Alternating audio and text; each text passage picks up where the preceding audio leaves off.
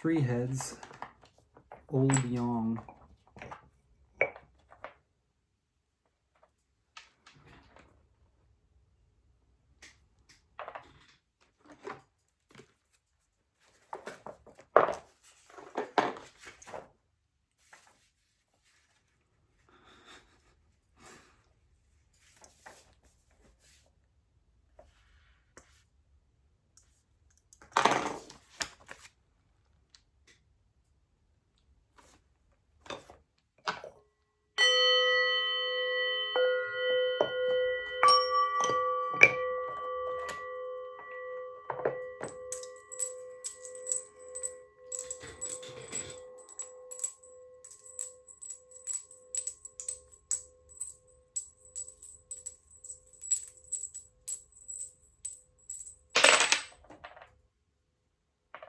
2 heads, 1 tail, Yang Yin.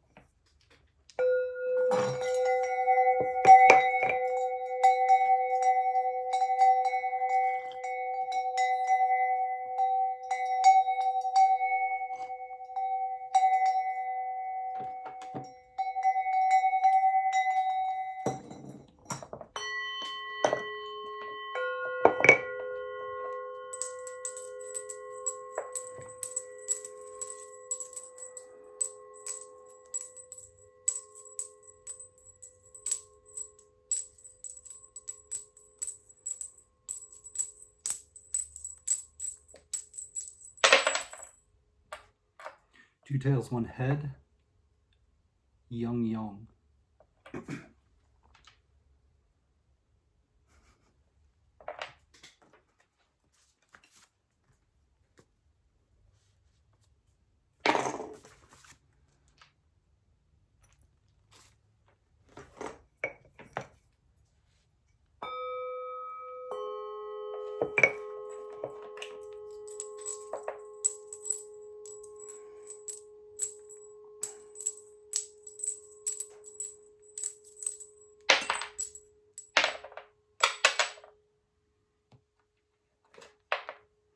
Two heads, 1 tail, Yang Yin.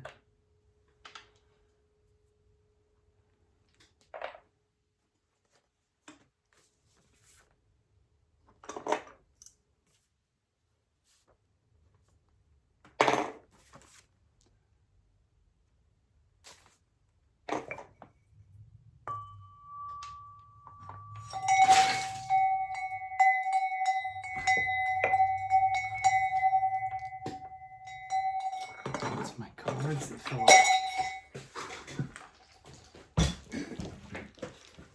Give me a second. We'll sort these up later, but gonna need them for the reading. Apologies.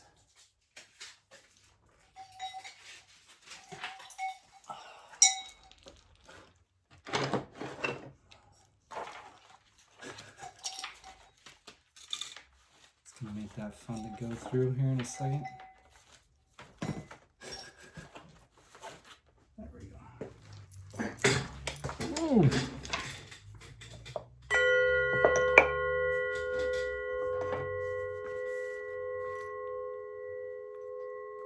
Yeah.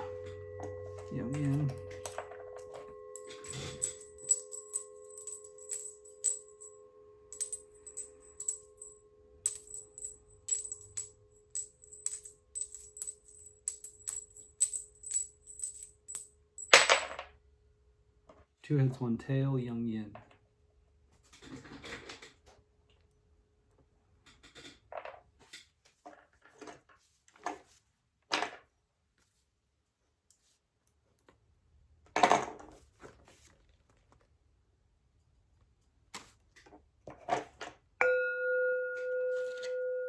Oh my God, everything wants to push out.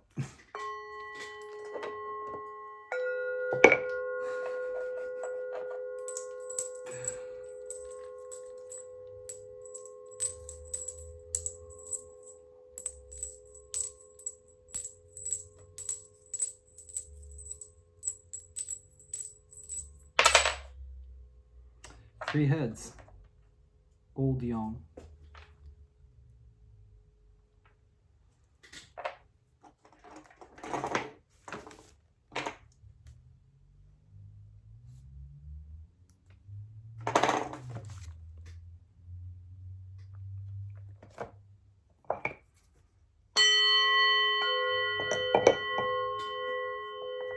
The bottom trigram of our primary hexagram will be read as solid, broken solid, which is Li, fire and light.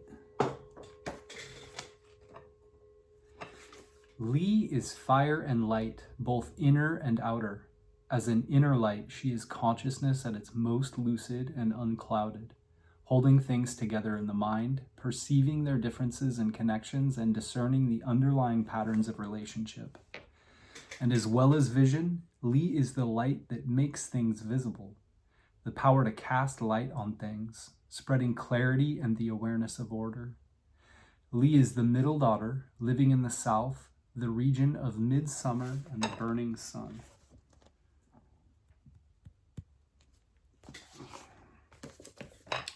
The top or outer trigram of our primary hexagram will be read as broken, broken, solid. This is Gen Mountain. The mountain is still. It is a limit where you must stop. Gen brings each cycle to an end, defining a space where we can recognize, assimilate, and complete our experience. He creates a personal still center amid change where we can retreat for perspective and a firm foundation for new growth. He is well-grounded, confident, and of independent spirit. He is still and knows. Mountain is the youngest son, child of maturity. In the cycle of directions and seasons, he is the northeast, late winter, approaching spring, the pivot between cycles.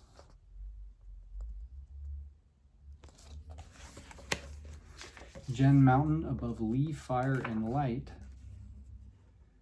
give us a primary hexagram of 22.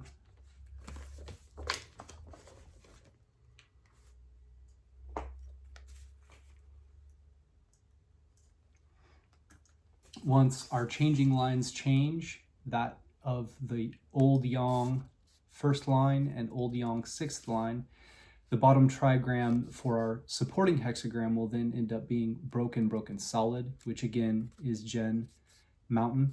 And the top or outer trigram will be broken, broken, broken, which is Kun Earth.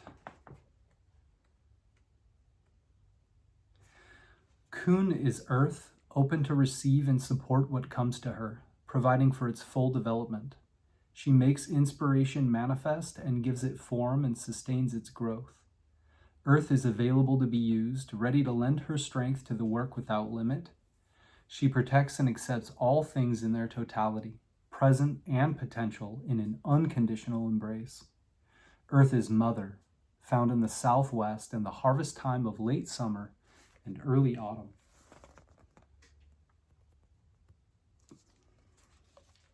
Kun Earth above Gen Mountain give us a supporting hexagram of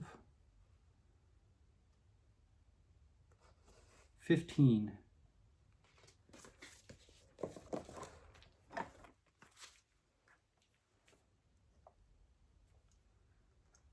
We'll get the titles to our hexagrams from Liu I-ming's Taoist I Ching, which he wrote in 1796 as a Taoist adept. It's quite alchemical in nature. 22. Our primary hexagram is Adornment. Private cultivation without ostentation, mutual complementary of clarity and stillness. Complementarity of clarity and stillness.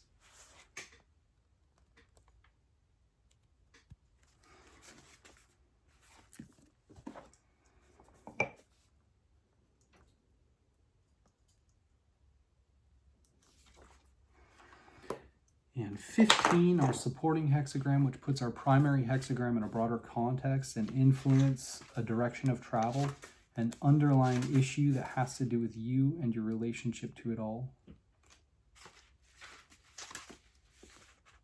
is humility, inwardly firm, outwardly flexible, having personal attainment but not dwelling on it.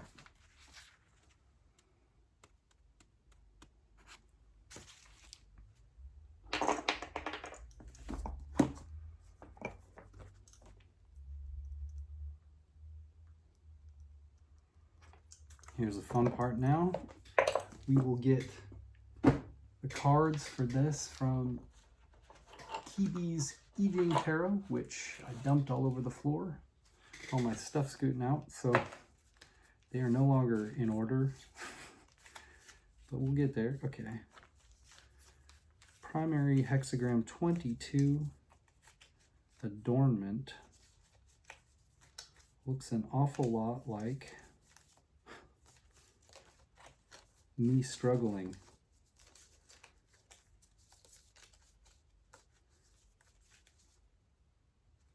Here's 21. 22 is right there. Grace, that's what Kiwi calls it.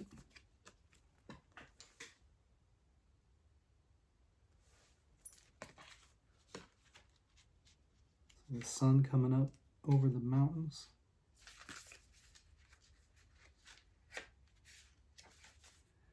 Hidden beauty before the downfall, text decoration. The sadness and unadorned beauty that can only be felt in the short moments just before the sun sets. The card pattern color is a mixture red of fire and ochre of mountains. So I guess it's a sunset.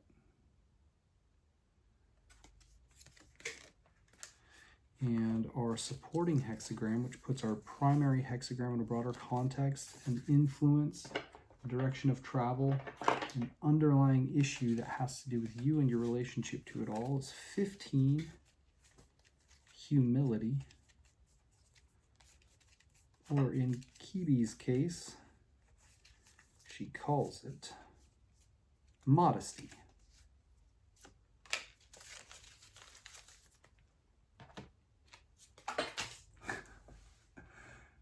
Struggle.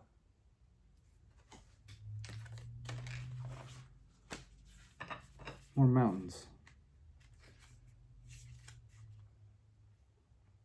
Maintain fairness, humility, service, and equality.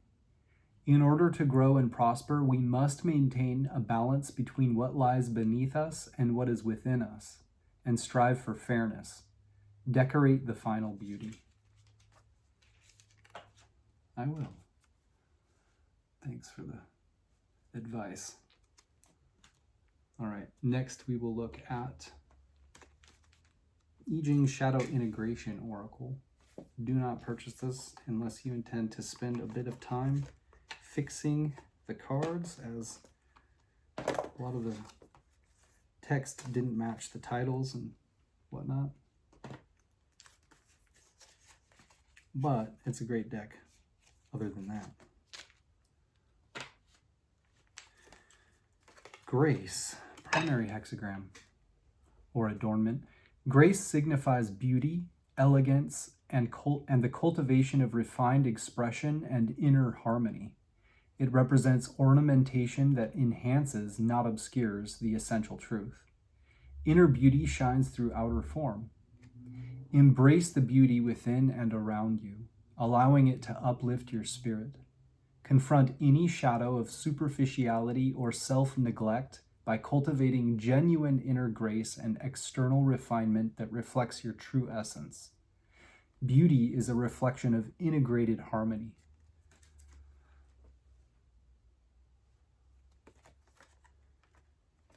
And our supporting hexagram, which puts our primary hexagram in a broader context and influence, a direction of travel, an underlying issue that has to do with you and your relationship to it all. 15, modesty. Modesty signifies humility, self-effacement, and inner strength that does not need to boast. It represents respect for others, a balanced perspective, and the ability to achieve greatness without arrogance. True wisdom is often quiet. Examine where pride or insecurity might drive your actions, causing you to either overstate or diminish your worth. Integrate the shadow of ego by recognizing your true value without external validation. Humility, not self-abasement, is the path to lasting influence.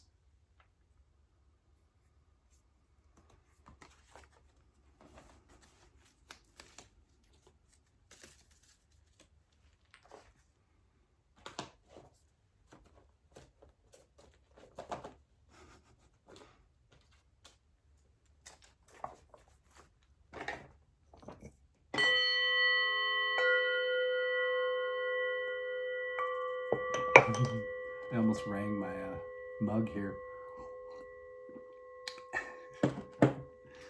All right, next we will look at Hilary Barrett's I Ching, Walking Your Path, Creating Your Future, which is a nice introductory I Ching commentary.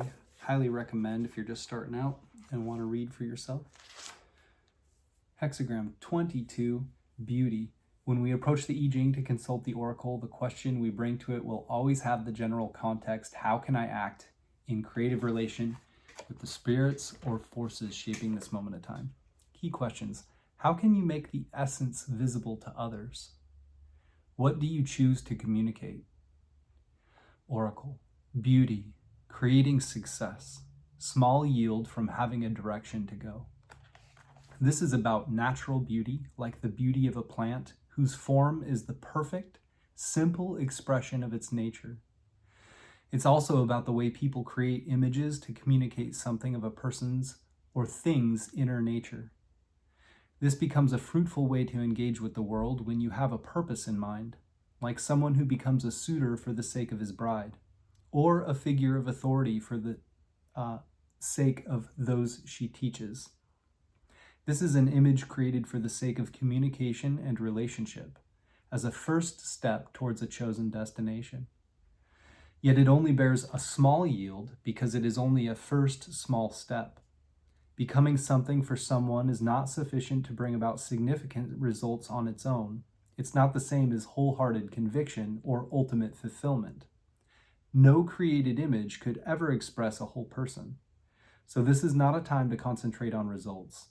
It's a time for imaginative, lively exploration of beautiful ways the essence could flower and be seen. It's a flower. Image: below the mountain is fire, beauty. A noble one brings light to the many standards, but does not venture to pass judgment. Perhaps the firelight is flickering over the rock face, creating shifting patterns of light and dark. Or perhaps this is the volcanic fire inside a mountain, still dynamically shaping what appears so solid and established from the outside. The inner light of awareness shines through the outer form, so a noble one sees all the standards, all the ways the world is governed and ordered from the inside. He understands how things are defined and how standards arise, and how many forms the inner essence can take. So where could he possibly stand to pass judgment? Sequence: beauty follows from Hexagram 21, biting through. Things cannot carelessly unite and be completed, and so beauty follows. Beauty means adorning. Merely bringing things together is not enough to create true unity. Just getting to the truth is not an end in itself. These things will have no real presence in the world. No one will be able to see or to relate to them until they are fully and carefully expressed.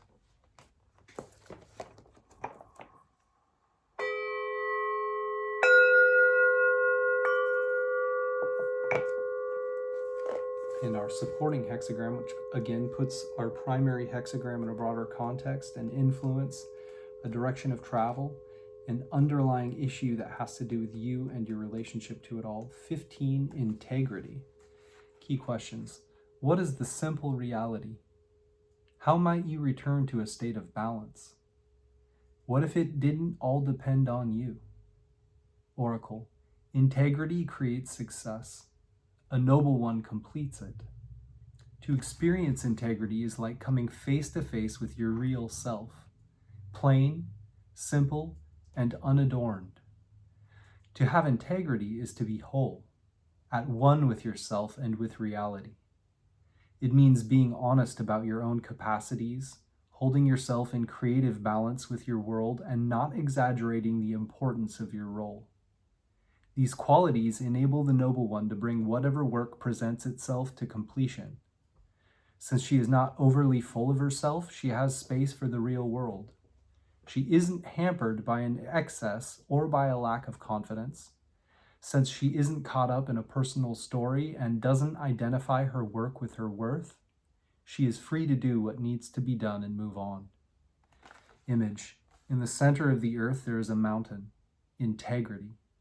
A noble one reduces what is too much and increases what is diminished, weighing things up to even out their distribution. The earth is unassuming and supports all beings, You might never realize that it contains the height and solidity of a mountain at its center. A noble one is inwardly as self-sufficient as a mountain and as firm as bedrock. She has quietly built up the inner resources to sustain an intelligent, centered generosity. She reduces exaggeration and brings things back to a state of equilibrium, weighing up what is needed from moment to moment and always referring back to that inner balance point. Sequence. Integrity follows from Hexagram 14, Great Possession. Great possession means being incapable of arrogance, and so integrity follows. Integrity does not mean a false humility. When we are confident in our gifts, we can see ourselves in true proportion with everything and everyone else, and we become capable of integrity. Pair. Integrity forms a pair with Hexagram 16, Enthusiasm. Integrity takes itself lightly. Enthusiasm is careless.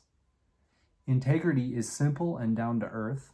Enthusiasm is grand and adventurous, enlarging your sense of self through colorful images and stories. Neither is very concerned about outcomes, but for different reasons. Enthusiasm might insist that nothing can go wrong for you, while integrity suggests that what happens to you isn't such an important matter.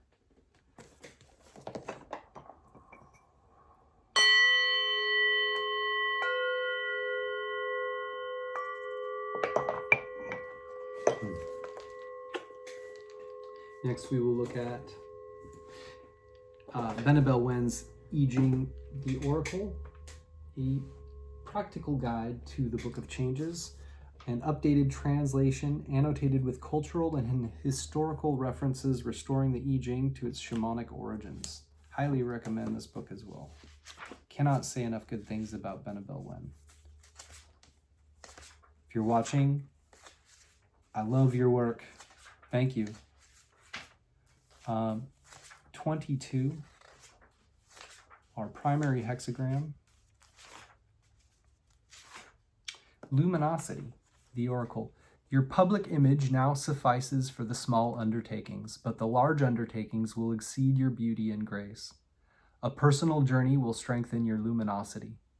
Strive to burn brighter, but through little steps day by day, and not by reckless compromises of yourself. To amplify your luminosity, seek advanced development of your talent and skills. It is a time for acquiring knowledge and experience. Knowledge is your beauty. Experience is your grace. Be luminous. There is fire at the base of the mountain, luminosity. The sage possesses clarity of insight into myriad matters of law and policy. You possess the grace, poise, elegance, and presence to show yourself favorably to the public. The mountain fire is luminous. You are adored. Undertaking the endeavor can reap small gains. The adornments bring favor. But who is the sage without the adornments? A pilgrimage lies ahead. Small gains made upon undertaking the pilgrimage. The fire illuminates a majestic mountain. There is beauty and grace in the form, exuding luminous beauty and grace.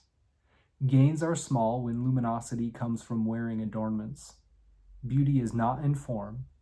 Grace cannot be limited to appearances. There is no need to be proud of your adornments. Forecast of a short-term or minor expedition. On adornments, references to adornments as a complete thought indicate adornments that make you beautiful and luminous. In the interest of brevity, each time I meant adornments that make you beautiful and luminous, I simply wrote adornments. The concept here is an attribute that you can acquire, like jewelry, beautifying yourself, or a learned skill. One that is not necessarily inherent to you, but that you have earned. Such an attribute helps you to attract attention, status, and goodwill.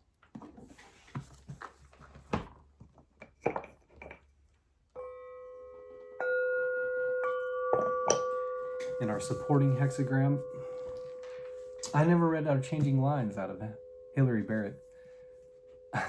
We'll just do it after we read the Changing Lines out of Benabel Wen. Otherwise, it's kind of like a complete change of gears out of nowhere. Apologies. Hexagram 15. our supporting hexagram, which puts our primary hexagram in a broader context and influence, a direction of travel, an underlying issue that has to do with you and your relationship to it all. Qian, modesty. The Oracle. If you must boast to receive honors, then no one will truly see you as honorable. Nothing is more honorable than decency. Show temperance in your conduct, temperance in your speech, and moderation in all that you do. There is no need for assuming airs of dignity or self-importance. Do not exaggerate. When you strive to be undistinguishable, you become the most distinguishable.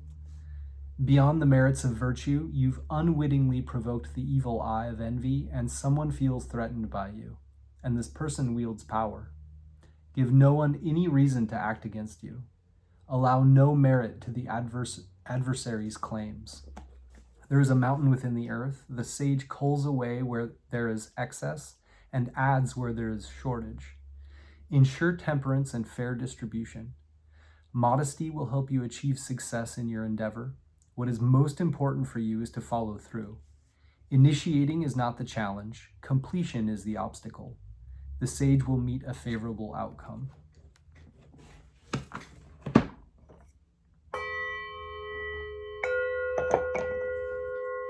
And our changing lines, which put a pin in the map to say you are here, or here are some places you may find yourself, they take precedence over all other elements and are the most focused part of the reading. Changing line 1 has the general context inklings, just beginning to sense what could be involved or needed. Changing line 6, beyond the main action, reviewing experience, asking what comes next. So our primary hexagram 22, changing line 1, says, beautiful adornments on the feet, yet abandoning the carriage to walk as a humble apprentice, going forth plainly on foot. The beautiful adornments on the feet suggest that you were born into some privilege and that you have enjoyed an easier life because of that privilege. For example, having a carriage to transport you about. However, you are no longer satisfied with the small gains in life. To date, you have relied heavily on your grace and beauty of form, on those assets you were born with. And while it has helped you so far, it has not been enough for your more ambitious endeavors. You now wish to manifest the full potential of what you are capable of, and you know you are going to need more than the superficial assets you have relied upon to date. To start your new journey, you must begin as a humble apprentice, at the lowest level, and walk onward by foot, abandoning your carriage, i.e., abandoning your reliance on those past privileges. Your first order of business is learning to stand on your own 2 feet and be independent, even if it means stumbling while you learn. Detach from the easy luxuries and privileges you used to rely so heavily on. Learn how to be helpless and weak so you can learn how to be truly powerful and strong. The first line indicates a form of renunciation. Changing lines in hexagram 22. If the primary hexagram included changing lines, then continue to the transformed hexagram for further insight into the prognosticated pilgrimage or minor expedition. If the hexagram cast is locked and you find yourself desiring more out of life than small gains, then at this time you may cast a second divination and ask the oracle for guidance on how to attain what is needed for you to achieve your greater ambitions. And changing line 6. White adornments, graceful and beautiful, simple and pure, no blame, calamity averted. Return to a state of grace, transcending ornamentation. Inner beauty radiates outward. There is no need to yearn for any more than what you have now. Propriety and etiquette save the day. Cultivate the skill of etiquette to advance both your social and your spiritual position. Expressions of etiquette are expressions of consideration for others. By considering the interests of others, you are cultivating magnanimity and beneficence, which earns you karmic merits. Even if at first etiquette does not feel sincere, The objective is to cultivate it in such a manner that it becomes sincere. Etiquette should, in its ideal form, reflect your sincerity of magnanimity and beneficence. White is the color of purity. A mystic might interpret the oracle as advising a purification ritual.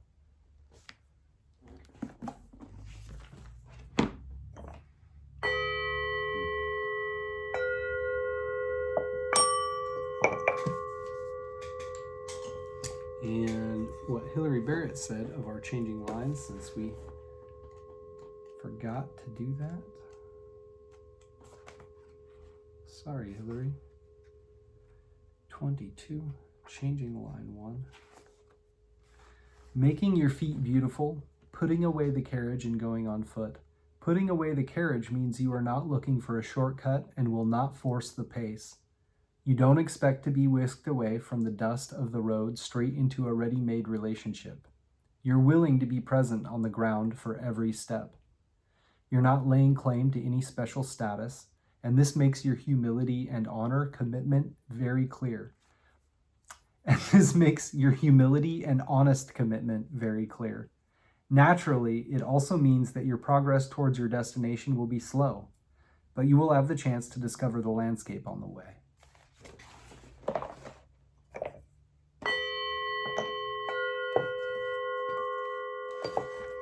And changing line 6 of Hexagram 22, beauty. White beauty, no mistake. White beauty is pure and simple with nothing added. Like undyed cloth or a blank canvas, it is ready to take on the color of the moment. This could be the sign of inner quality and light too modest to draw attention to itself. It could be a self-protective reflex, trying to avoid injury by remaining inconspicuous. But now there is no need for bright dyes or disguises. Even if your experience so far suggests otherwise, you, in your honest presence and commitment, are enough. Yeah, man.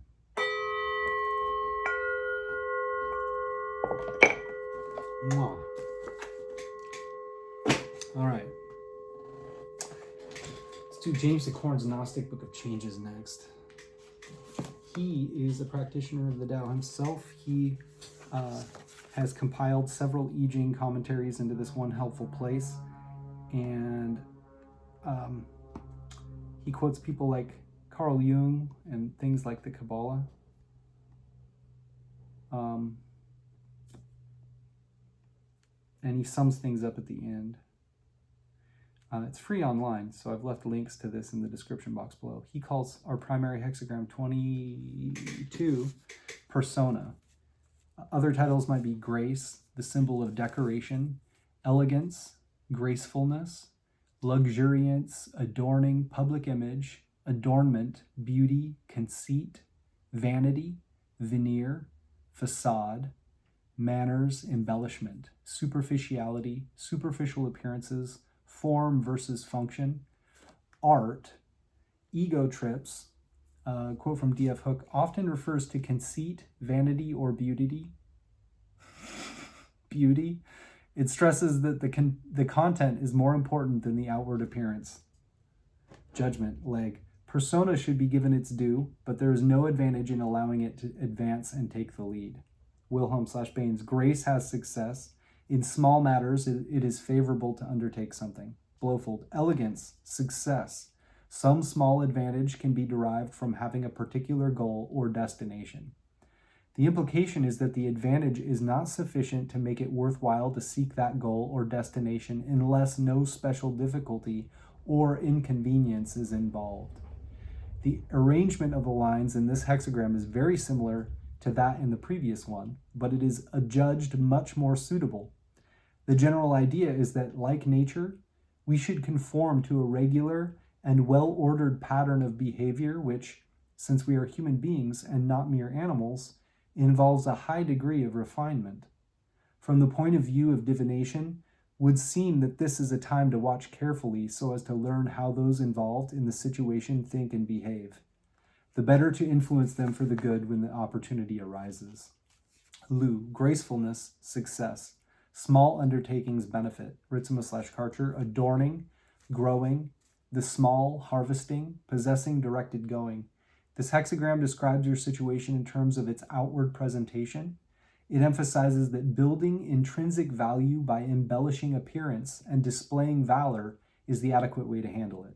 Slothnacy, luxuriance, receipt, a little beneficial to have some place to go. Clary 1, adornment is developmental. It is beneficial to go somewhere in a minimal way.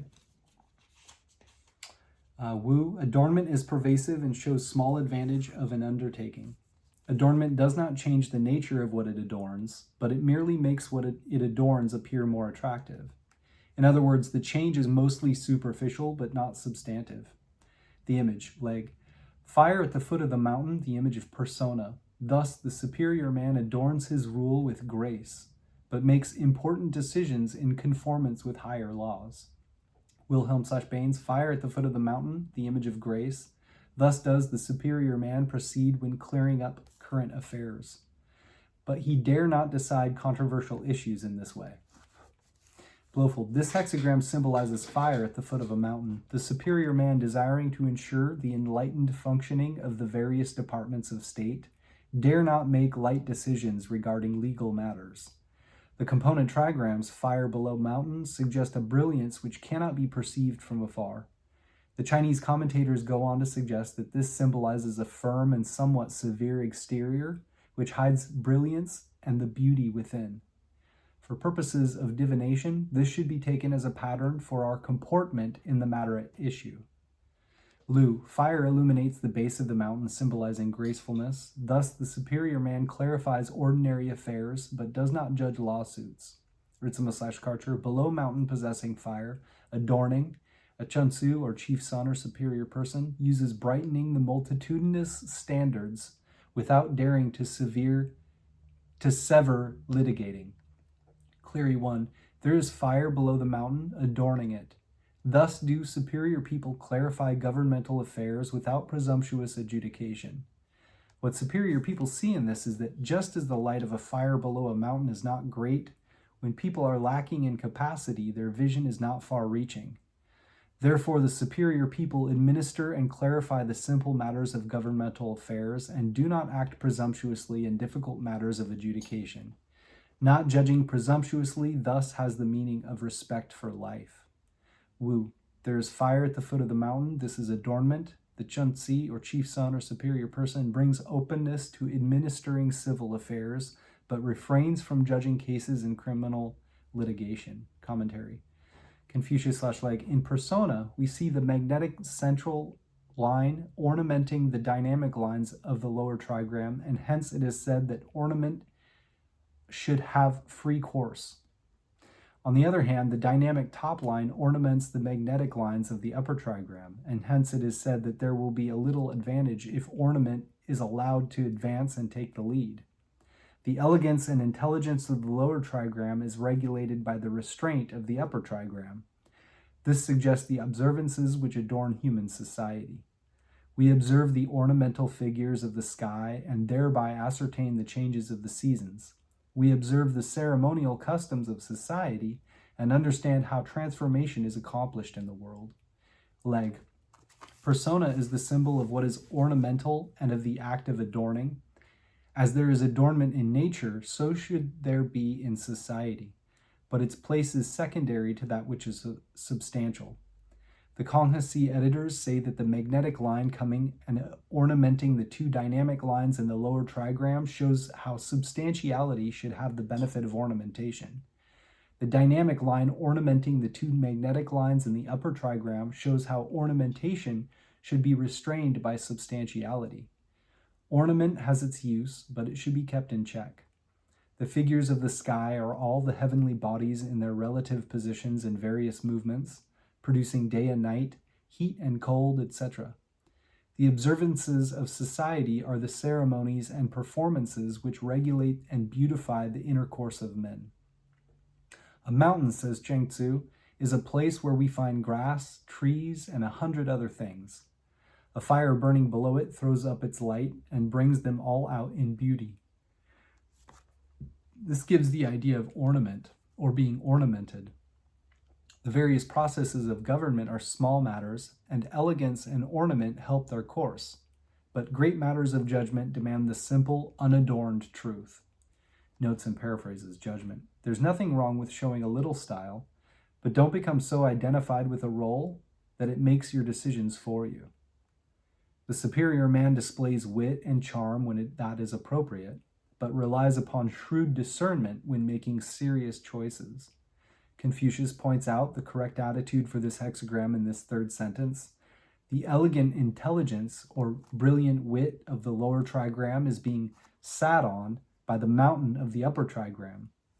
Brilliant wit is often just an ornament to make one look clever in the company of others. Like seasoning on food, a little bit of persona or ornamentation is life enhancing, but too much curry powder overwhelms the meal. Jung's conception of the persona points out the fact that it is a major vehicle for the complexes to express themselves under the guise of social interaction. A quote from Jung in the relations between the ego and the unconscious. The persona is only a mask for the collective psyche, a mask that feigns individuality and tries to make others and oneself believe that one is an individual, whereas one is simply playing a part in which the collective psyche speaks. For an urban shipping clerk to wear cowboy clothes may be a legitimate expression of his personality, or it may be the only outlet available for repressed portions of his psyche. When he begins driving a pickup truck and frequenting country western bars, we might suspect that his role is playing him and the real self is being masked by excessive ornamentation or persona. Quote from Elizabeth Hayek in Initiation. The person cannot be more than an instrument for the manifestation of the self, but people get so attached to their mask that they cannot free themselves from it anymore. They make a king out of the servant and separate themselves from their true being. They force their higher self into exile, into the unconscious. To receive this hexagram without changing lines suggests that perhaps you are more focused on form than meaning, or that superficial appearances are concealing something more substantive in the situation. Look deeper. What's really going on?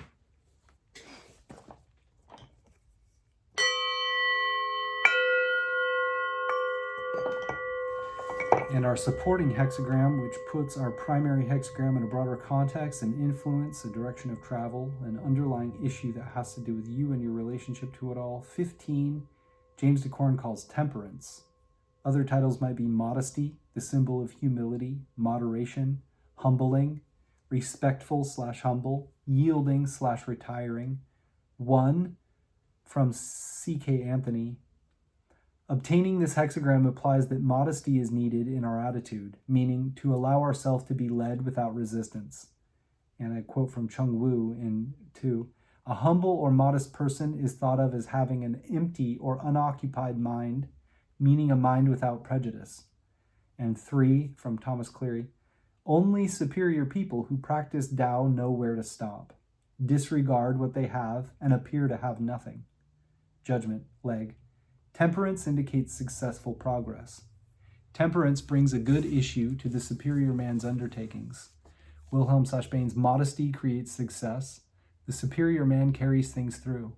Blofeld, modesty brings success. The superior man is able to carry affairs through to completion. Liu, modesty, success. The superior man can continue to work to the end. Ritsumo/Karcher, humbling, growing. A Chun Tzu possesses completing, or chief son or superior person. This hexagram describes your situation in terms of the necessity to cut through pride and complication. It emphasizes that keeping your words unpretentious is the adequate way to handle it. Slothnacy, modesty, receipt, the gentleman has an end. Cleary 1, humility is developmental. The superior person has a conclusion. Cleary 2, humility gets through. A leader has a conclusion. Wu, humility is pervasive. The Chunsi, or chief son or superior person, will have grace in death. The image, leg. A mountain hidden within the earth, the image of temperance. The superior man, in accordance with this, diminishes his excesses to augment his insufficiencies, thus creating a just balance. Wilhelm/Baines, within the earth, a mountain, the image of modesty. Thus, the superior man reduces that which is too much and augments that which is too little. He weighs things and makes them equal. Blofeld, this hexagram symbolizes a mountain in the center of the earth. The superior man takes from where there is too much in order to augment what is too little. He weighs things and apportions them fairly. The component trigrams symbolize a mountain surrounded by flat earth, thus suggesting too much in one place and too little in others. Lu, the mountain within the earth symbolizes modesty. The superior man reduces the excess and increases the lacking. He weighs and then equalizes all things. Ritzema/Karcher, earth center possessing mountain, humbling. A Chun-Tzu or chief son or superior person uses reducing the numerous to augment the few. A Chun-Tzu or chief son or superior person uses evaluating beings to even spreading out. Clary 1, there are mountains in the earth, modesty. Thus does the superior person decrease the abundant and add to the scarce, assessing things and dealing impartially. Clary 2, leaders assess people and give impartially by taking from the abundant and adding to the scarce. Wu, there is a mountain inside earth. This is humility.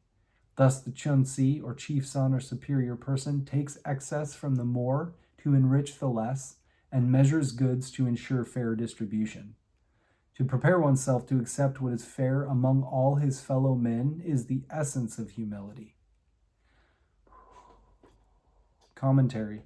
Confucius/Legge, it is the way of heaven to dispense its blessings downwards, and the way of earth to radiate its influence upwards. Both heaven and earth diminish the full to augment the lowly. Spiritual beings inflict calamity on the proud and bless the meek. Men resent ostentation and love temperance. Temperance enlightens an honorable office, and neither will men ignore it in lowly positions. Thus does the superior man attain his ends. Emphasis editors. Ritzema/Karcher translates spiritual beings, Q Shen, as the whole range of imaginal beings both inside and outside the individual. Spiritual powers, gods, demons, ghosts, powers, fetishes. Legge. An essay on temperance rightly follows that on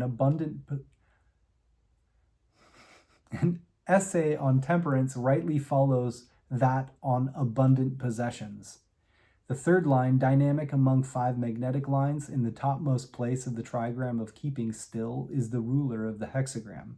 He is the representative of temperance, strong but self-effacing. The idea is that temperance is the way to permanent success. The Confucian commentary deals generally with the subject of temperance, showing how it is valued by heaven and earth, by spirits, and by men. The descent of the heavenly influences and the low position of the earth are both symbolic of temperance. The heavenly influences are seen in the daily fluctuations of the sun and moon, and the fertility of the earth correspondingly waxes and wanes with the seasons. The daily lecture says, the 5 yin lines above and below symbolize the earth. The 1 yang line in the center is the mountain in the midst of the earth. The many yin lines represent men's desires. The 1 yang line represents the heavenly principle. The superior man, looking at this symbolism, diminishes the multitude of human desires within him and increases the single shoot of the heavenly principle. So does he become grandly just and can deal with all things evenly according to the nature of each. In whatever circumstances or place he is, he will do what is right. Notes and paraphrases. Judgment. Temperance means maintaining a dynamic/magnetic balance of forces to attain success. The superior man maintains equilibrium in all that he does. The most common translation of the title for this hexagram is modesty, but I have chosen temperance as a title more expressive of the ideas in the image and Confucian commentary. The words modesty and humility often carry a connotation of weakness in Western usage, and temperance, meaning to temper or regulate, is more expressive of the dynamic strength of will required to restrain and modulate the drive to dominate every situation. The image shows a mountain hidden beneath the earth. The quiet, invincible power of sheer will is hidden from view, yet it influences everything. Who, observing such a level surface, would know that the bulk of Mount Everest was buried beneath it? Temperance means that one's power is hidden, that the fluctuations of heaven and earth are kept in such dynamic/magnetic balance as to be invisible to ordinary vision. The temperate person is strong enough to bear the weight of the world when that is necessary for the work. Marcus Aurelius, the Stoic Roman emperor, was arguably the most powerful man of his time, yet his temperance and modesty showed him to fulfill the ideal of the superior man. Only the truly strong can be truly modest. Quote from Marcus Aurelius. And let this truth be present to thee in the excitement of anger, that to be moved by passion is not manly, but that mildness and gentleness, as they are more agreeable to human nature, so also are they more manly. And he who possesses these qualities possesses strength, nerves, and courage, and not the man who is subject to fits of passion and discontent. For in the same degree in which a man's mind is nearer to freedom from all passion, in the same degree also is it nearer to strength. Suggestions for meditation. Compare this hexagram with hexagram number 41, compensating sacrifice. What are the similarities between the two figures? Compare also with hexagram number 16, enthusiasm. What basic principles of the work emerge?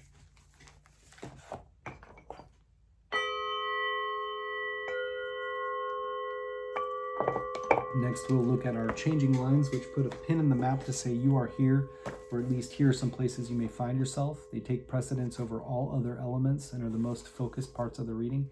Changing line 1 has the general context, inklings, just beginning to sense what could be involved or needed. And line 6, beyond the main action, reviewing experience, asking what comes next. What comes next for me is lighting another incense. This one's about to go out. Ganesh sticks.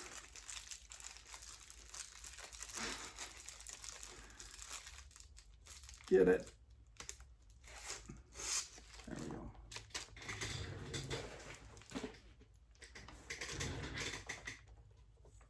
All right, Bubba.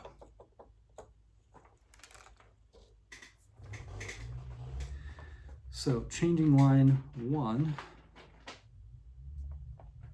of our primary hexagram 22. Let me find my lighter. And turn to 22 at the same time.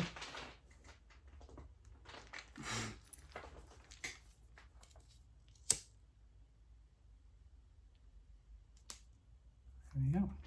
Back in business.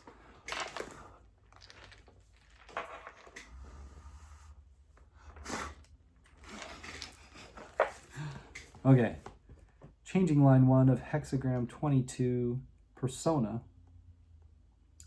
Leg. The first line dynamic shows one adorning the way of his feet. He can discard a carriage and walk on foot. Wilhelm/Baines, he lends grace to his toes, leaves the carriage and walks.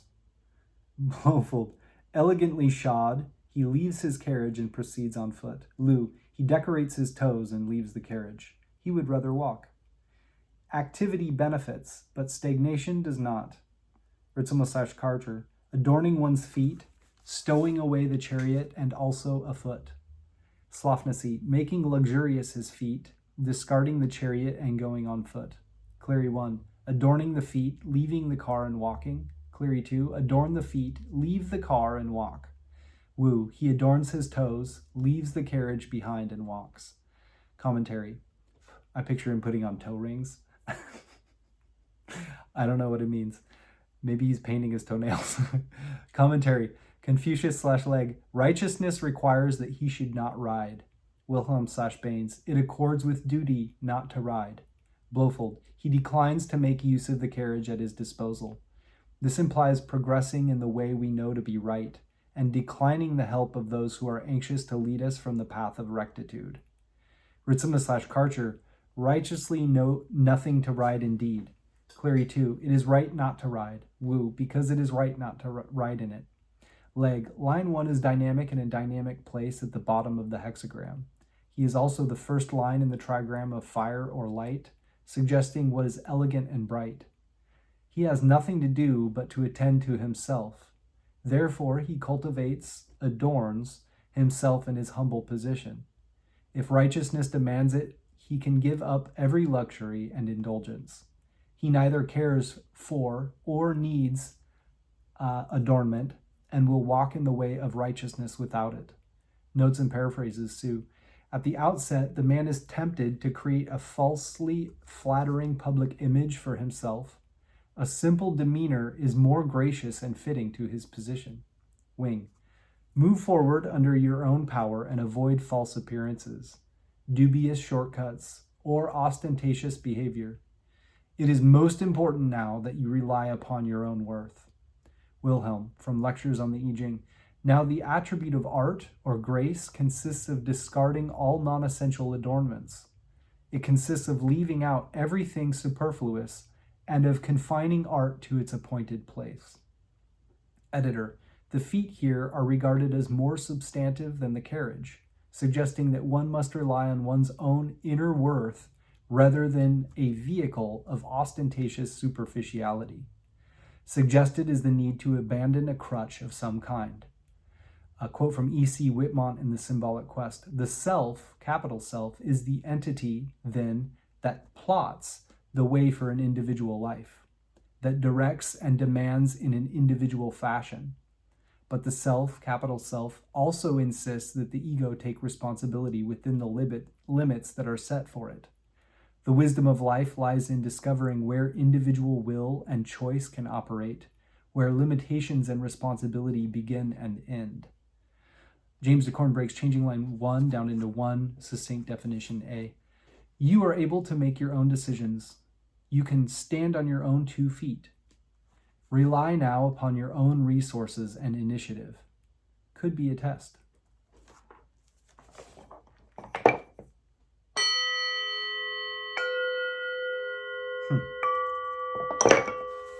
And changing line 6. Leg. The 6th line dynamic shows one with white as his only ornament. There will be no error. Wilhelm/Bain's simple grace, no blame. Blofeld, simple elegance, no error. Liu, simple decoration, no blame.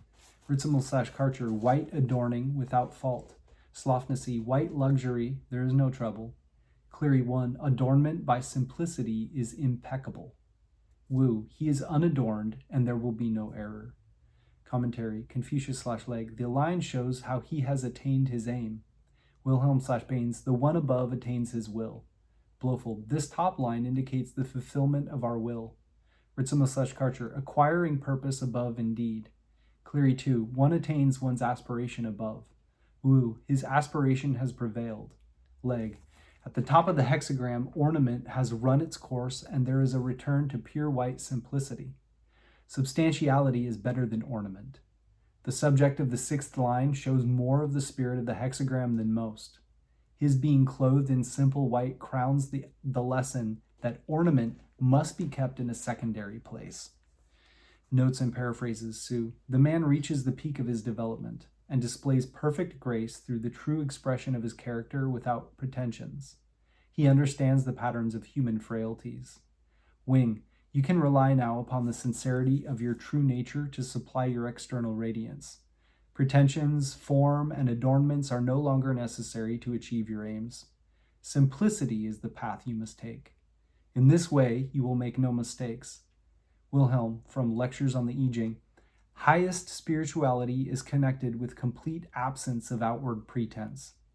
Editor, questions concerning artistic creativity are sometimes addressed by this line, differentiating the intent of the muse, capitalized self, from the ambitions of the artist, ego.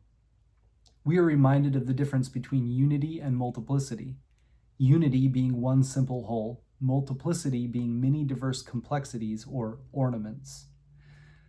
Quote from Chongxi, only the truly intelligent understand this principle of the leveling of all things into one.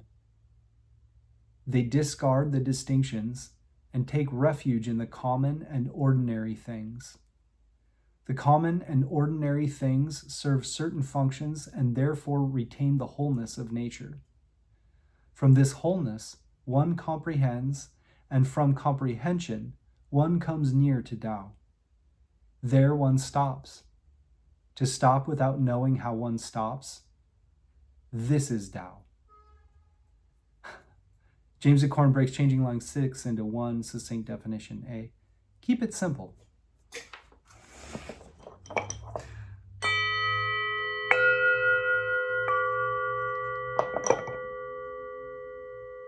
Can't remember whose reading I just heard. I think it might have been Honzi's on pyramid energy.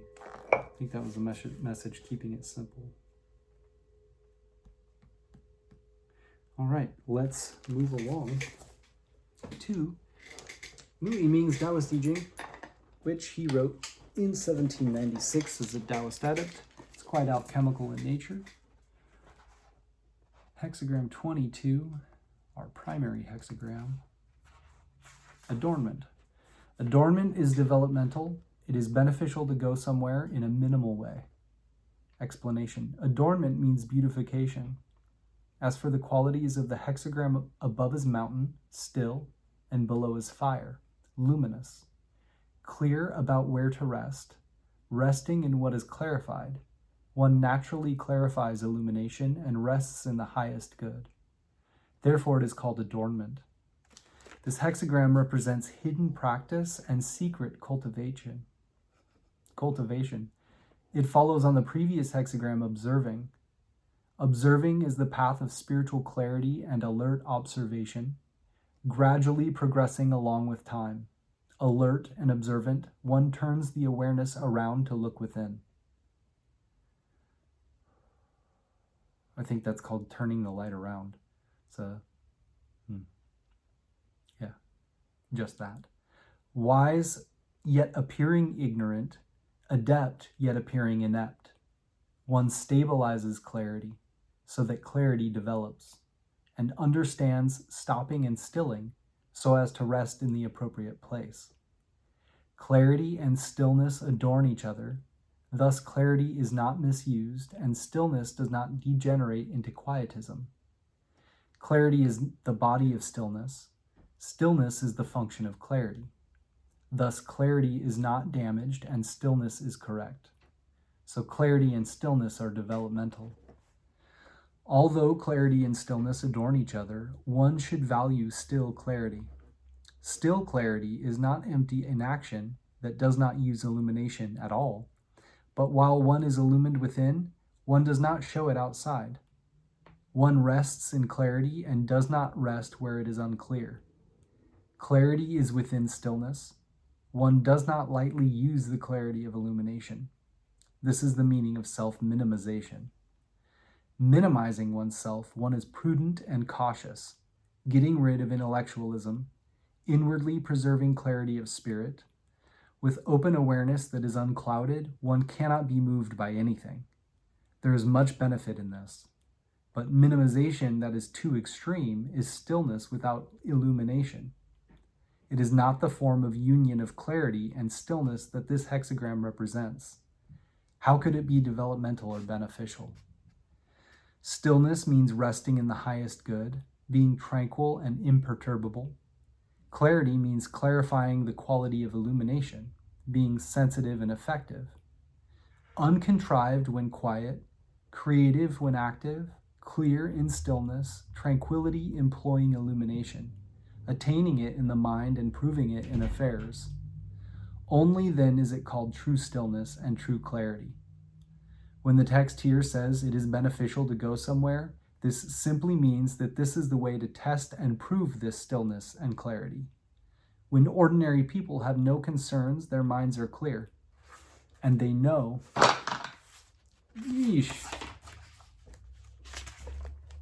where to rest.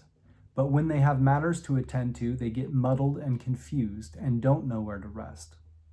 If one can be still by virtue of clarity, thereby to nurture illumination, and can be clear by virtue of stillness, thereby to master illumination, clarity and stillness will not be restricted, and one can be used according to the time, planting lotuses in fire, hauling a boat through mud and water, the ineffable being of one spirit pervading the universe. clear in stillness and resting in the place to rest.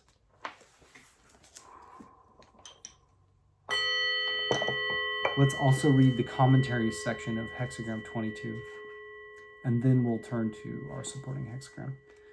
Adornment, mountain above, fire below. There is fire below the mountain, adorning it. Thus do superior people clarify government affairs without presumptuous adjudication. Adornment is beautification. Above is mountain, below is fire. There is fire below the mountain. When there is fire below the mountain, everything below the mountain is bathed in its light, and the fire illumines the mountain. This is the image of adornment. What superior people see in this is that just as the light of a fire below a mountain is not great, when people are lacking in capacity, their vision is not far-reaching. Therefore, the superior people administer and clarify the simple matters of government affairs and do not act presumptuously in difficult matters of adjudication. Government affairs include such matters as the state of the manners and mores of the populace, finance, taxation, and civil proceedings. The thriving or decay of government affairs is obvious and easy to see. They are not difficult to manage and can be changed when mistakes occur. When it comes to the matter and adjudication of criminal cases, however, where life is at stake, there are obscure factors that are difficult to discern. Any lack of clarification can bring disaster on the innocent. Therefore, only the wise and perspicacious can judge. Not judging presumptuously thus has the meaning of respect for life. The use of illumination by practitioners of the Tao is also not beyond this principle. Social relations and daily activities are like the affairs of government. The profound and recondite science of fulfilling nature and arriving at the meaning of life is like adjudication. Social relations are the human Tao. Fulfilling nature and arriving at the meaning of life are the celestial Tao. The human Tao is obvious and easy to see. Anyone with a bit of capacity and intelligence can handle it. When it comes to the celestial Tao, however, it requires the verbal transmission and mental communication of a true teacher, great enlightenment and great penetration before it is possible to manage it correctly. When the celestial Tao is truly realized, whatever comes to hand is the Tao. Benefiting oneself, one can also benefit others. This is the greatest accomplishment. If one does not have the transmission of a genuine teacher and imposes judgments by arbitrary guesswork, even the slightest error produces a great loss and misapprehension of human nature and life. How can one judge presumptuously? Not being presumptuous is the teaching of sages that enables people to nurture small understanding so as to gradually seek great understanding. It will not do to presume upon small understanding and thereby ruin the great work, deluding oneself and deluding others. Indeed, a little bit of knowledge can deceive people very much.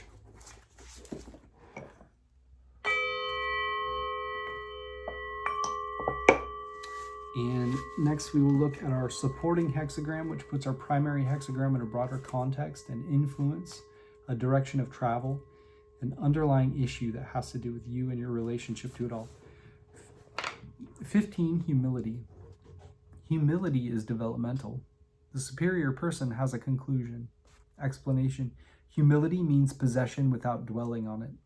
As for the qualities of the hexagram, above is earth, submissive, and below is mountain, still. Firmness, still within, flexibility, accords without.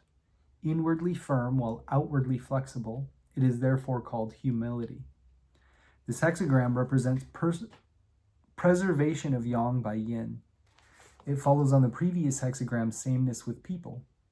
Sameness with people means mixing in with the ordinary world inconspicuously, using strength with clarity so that strength is not used arbitrarily.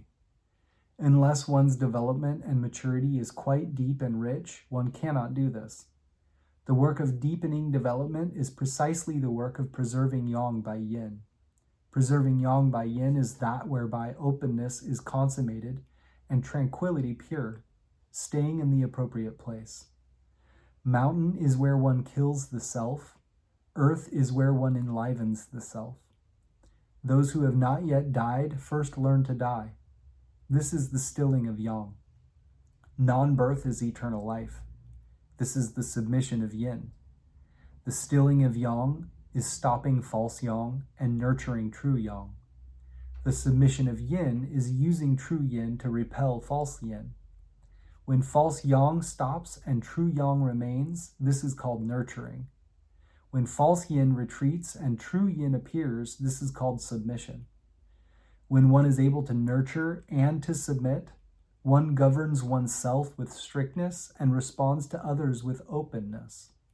The mind becomes increasingly humble, while the way becomes increasingly lofty. Outwardly, one is lacking. Inwardly, one has more than enough. Submitting to truth and according with people, one rests in the highest good and does not move. This is why the path of humility is beneficial. However, if one can be humble in the beginning but not in the end, this is having a start but no conclusion. When stillness is not stable and submission is not appropriate, humility is false and not real, so it cannot be developmental. Only superior people who practice the Tao know where to stop, disregard what they have, and appear to have nothing. They are single-minded on pure reality. They have a start and a conclusion, following the Tao in their acts, growing ever stronger and the longer they go on. Therefore, they attain the primordial emptiness, coming from within nothingness, congealing into the elixir. Those who are not superior people think they have what they have not, think they are fulfilled when in fact they are empty. Self-satisfied, though they be reverent outwardly, they are not respectful inwardly. Diligent in the beginning, they end up lazy. They inevitably wind up stopping true yang and using false yang, obeying human desires and violating celestial principles. This is not only unfortunate, it is also not developmental. How could it be considered humility?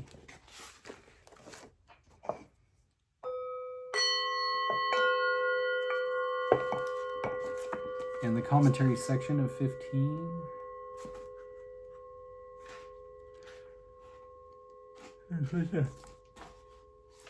modesty.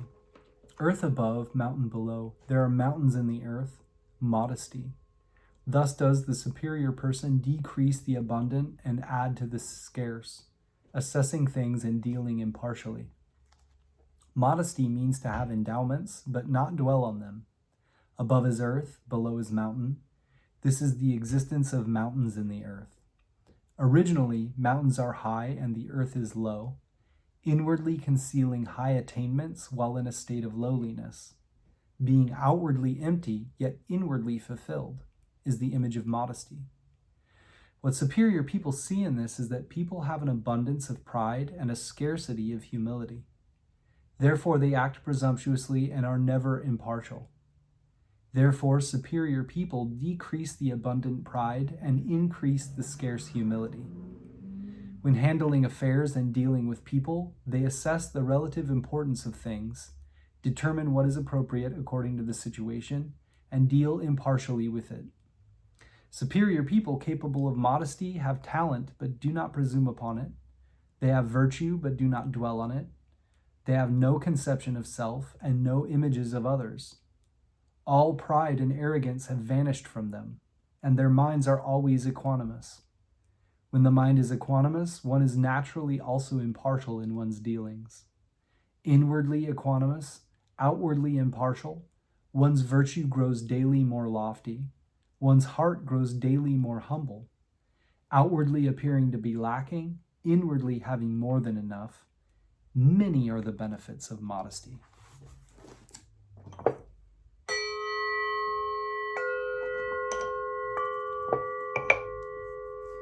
And our changing lines, which put a pin in the map to say you are here, or at least here are some places you may find yourself. They take precedence over all other elements and are the most focused part of the reading. Changing line 1 has the general context inklings, just beginning to sense what could be involved or needed. And changing line 6, beyond the main action, reviewing experience, asking what comes next. Our primary hexagram 22, changing line 1.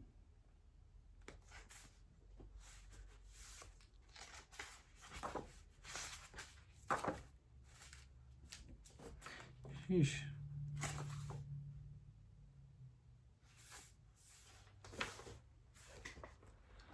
Adorning the feet, leaving the car and walking. Explanation: being firm and clear-minded, voluntarily humble and self-effacing, living embracing the Tao, is like adorning the feet. The firmness of adorning the feet does not let external artifice injure internal reality. Therefore, one leaves the car and is content to walk. This is the adornment of firmly preserving rectitude.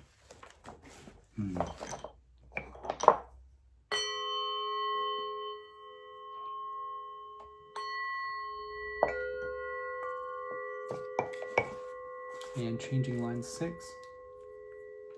Adornment by simplicity is impeccable. Explanation: when firmness and flexibility match each other, one naturally clarifies illumination and rests in the highest good. Adorned without adornment. When adornment reaches colorlessness, this is called adornment by simplicity. When adornment is utterly plain, clarity and stillness are unified.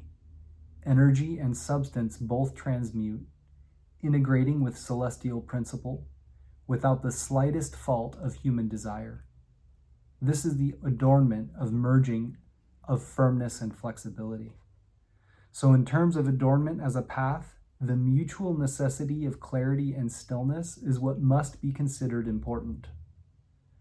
Understanding stillness and resting in the appropriate place, stabilizing illumination so that its clarity is not clouded, using clarity and stillness according to the time. Herein lies the work of hidden cultivation and secret practice.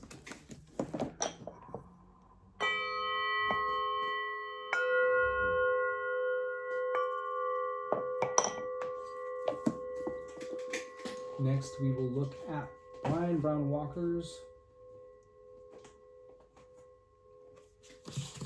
The I Ching, or Book of Changes, A Guide to Life's Turning Points. Primary hexagram 22, he calls Pi, or grace. Inside, the strength of simplicity and self-knowledge. Outside, the beauty of acceptance and gentleness. This hexagram encourages you to cultivate a quality of grace in your relationships and in your general way of being. In this way, you gain a power greater than any other to open a way through obstructions in your dealings with others. Good fortune is yours if you concentrate on bringing more grace to your thoughts and actions now. It is human nature to want to use forceful ways to try to get what we want from others and from life. Our egos encourage us to act aggressively, to speak boldly, to intimidate others, to buffalo our way through difficult situations. This false power can be momentarily satisfying to our ego, and temporary victories can be won in this way. But genuine power and lasting progress come from a different kind of strength altogether. They come from inner strength, which is characterized by a steadfast devotion to the principles of humility, simplicity, equanimity, and acceptance. By gradually letting go of the vain, bullying energy of the ego and accepting the quiet guidance of the higher power, one acquires the substance that makes ongoing good fortune a possibility. This is a time to relinquish self-important maneuvering. Instead, return to stillness and contemplate the inherent wisdom of the principles of the sage.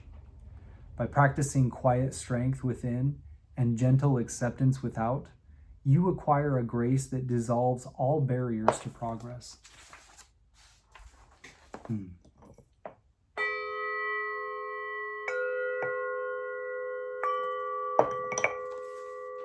So incredibly beautiful. 15, our supporting hexagram, which puts our primary hexagram in a broader context and influence, a direction of travel, an underlying issue that has to do with you and your relationship to it all. 15 Chi-ien, or modesty.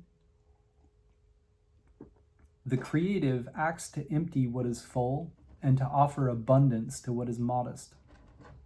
This hexagram suggests that a deepening of one's modesty now is a sure means of improving the situation. There is no power so great as modesty for compelling the assistance of the sage, nor one so hindering as immodesty.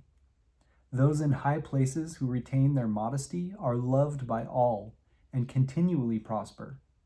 Those below who cultivate modesty inevitably rise on the strength of their merits, without making enemies along the way. But what does modesty mean? Certainly it entails a refusal to boast or act imperiously with others. Imperiously? Even in small ways. But beyond this steadfast humility, it also means that our effort to discern what is right and then do it is constant. We do not work against ourselves, and we do not indulge in doubts about the wisdom of correct conduct. This unwavering commitment to what is correct might be called the modesty before the sage. So there is in modesty a component of non-action, that is, not indulging in arrogant, ego-centered behavior, as well as a component of active effort, looking for opportunities to correct ourselves, to assist justice where there is injustice, to feed where there is hunger, to give solace where there is pain. Finally, and most plainly, modesty means holding to innocence, sincerity, and openness in every situation. To do this is to empty yourself and make room for the blessings of the creative to take root.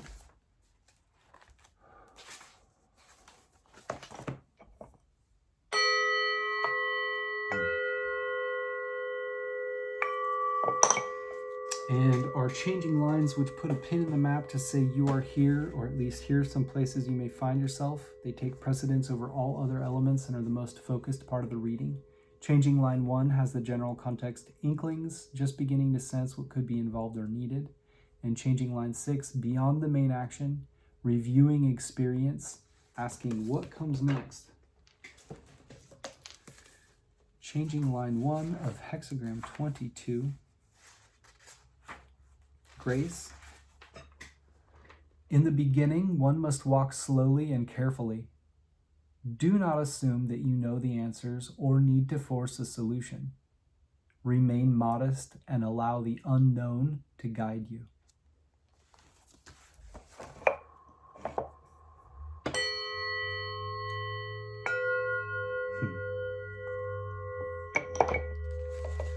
And changing line 6.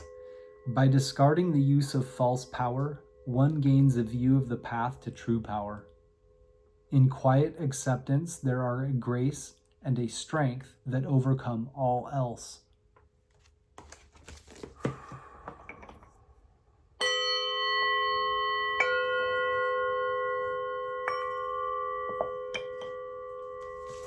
All right, next we will look at our secret hexagram, which is the hidden influence behind the situation.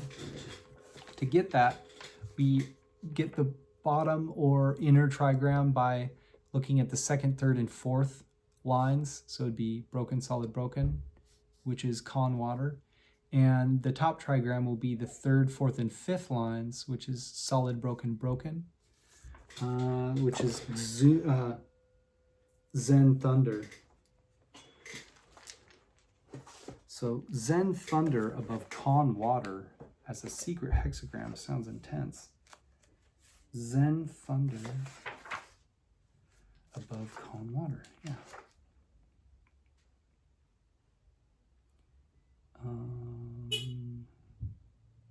Hexagram 40.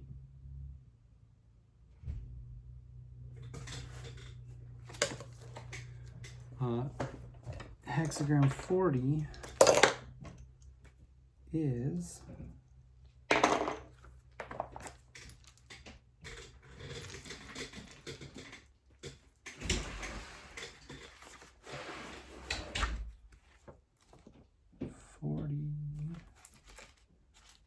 what are you?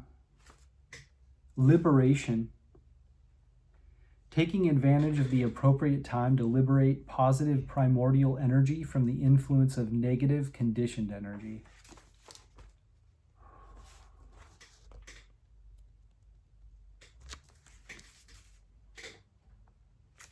Wow.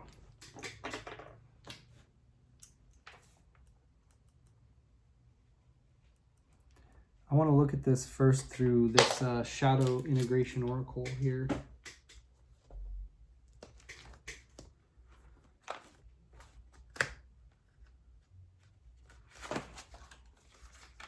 Please don't. Deliverance. Deliverance signifies a release from difficulty, resolution of conflict, and the easing of burdens. It represents the moment when tension dissipates and freedom is restored. Action taken with clarity brings liberation. Embrace the release from past struggles and allow yourself to move forward unburdened. Acknowledge any tendency to cling to grievances or perpetuate old conflicts. Integrating these shadows allows for true freedom. Step into new possibilities with renewed energy. That's what I mean by having to fix this thing. I even had to white out certain areas to make it work. And next, why don't we look at Hilary Barrett? Let's see what she says of our secret hexagram. Truths in kind of like an orderly fashion, similar to the rest of the reading maybe. So, release is what she calls it. Key questions: if nothing could bind you, where would you go? Do you have to? Who says? Which path leads to where you want to be? Oracle: release, fruitful in the southwest, with no place to go. To turn round and come back is good fortune. With a direction to go, daybreak, good fortune. To release is to liberate, to solve problems, to untie knots. The first step towards release is a move southwest. No longer battling on to pursue the mission, but going back to your roots and reconnecting with home and allies. When you know where you're coming from, it becomes a lot easier to be clear about where you're going. If your path has no real destination, turn back. If it has purpose, start your journey as early as you can. If you have no good reason to continue on as before, come back to your starting point and let that cycle reach its end. If you have a goal in mind, why not start exploring ways to attain it right away? This would be such simple advice if only we didn't spend our lives being pulled down paths that lead nowhere, as if by invisible strings. Image: thunder and rain do their work. Release: a noble one pardons transgressions and forgives crimes. Imagine the air after a thunderstorm, clean, clear, all the tension released. Humans do the work of thunder and rain through forgiveness. Just as in the Trigrams, thunder comes forth from an inner trigram, representing rain and flowing water, so action can spring from fluidity rather than from a rigid stance. Think of a master of Tai Chi in motion, or a springing cat.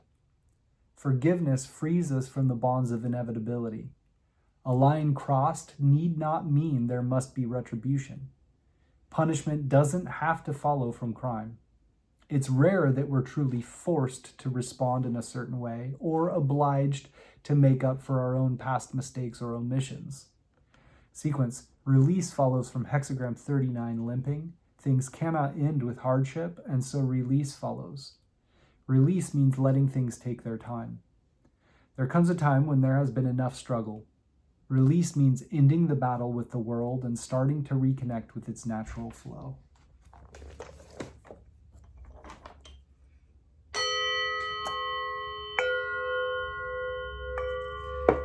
In the last reading, I think it was Browne Walker, who said in one of the hexagrams, stop fighting with life, or stop resisting life, something like that. Next, we'll look at Benabel Wynn's I Ching The Oracle. At our secret hexagram, which is the hidden influence behind the situation. G, or release of tension. Hexagram 40, the Oracle. When your endeavor has not been completed, do not procrastinate. Bring it to completion. When your endeavor has been completed, a prompt return to stability will bring you good fortune. Do not bask in the afterglow of glory. Go straight back to work. What you contemplate doing, proceed with. You will outsmart even the smart. You hunt rather than run. Sever ties with those who bring you sorrow. In your endeavor, you encounter naysayers. Cut yourself loose from their hold over you. The untying of a knot. The unraveling of a complication. Redemption is recovery. Makes me think of the untying of a knot or the unraveling of a complication. Reminds me of what it just said about keeping things simple. A thunderstorm, release of tension, liberation. The sage will pardon their faults. Themes prevailing, forgiveness, kindness, amnesty. Gains arising from the southwest. The field is fertile, sign of the bull. Without a destination, do not go. Return to the point of origin. With a destination, go forth with swift motion and speed. There is urgency. Early mornings are auspicious. Old ways are favorable. What you are going through, one who came before you went through it too. They are the old ways, and they will guide you until you are set free. The old oracle bone script for Su is that of a man holding or venerating the moon, hands lifted in prayer toward the crescent. Another interpretation of the script image is that of a person working judiciously under the light of the moon, suggesting tenacity, perseverance, and dedication to one's work. And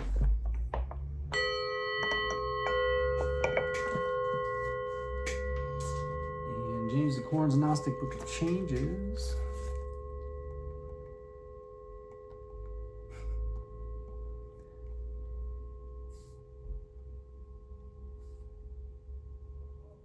Liberation. Other titles might be deliverance, the symbol of loosening, release, eliminating obstacles,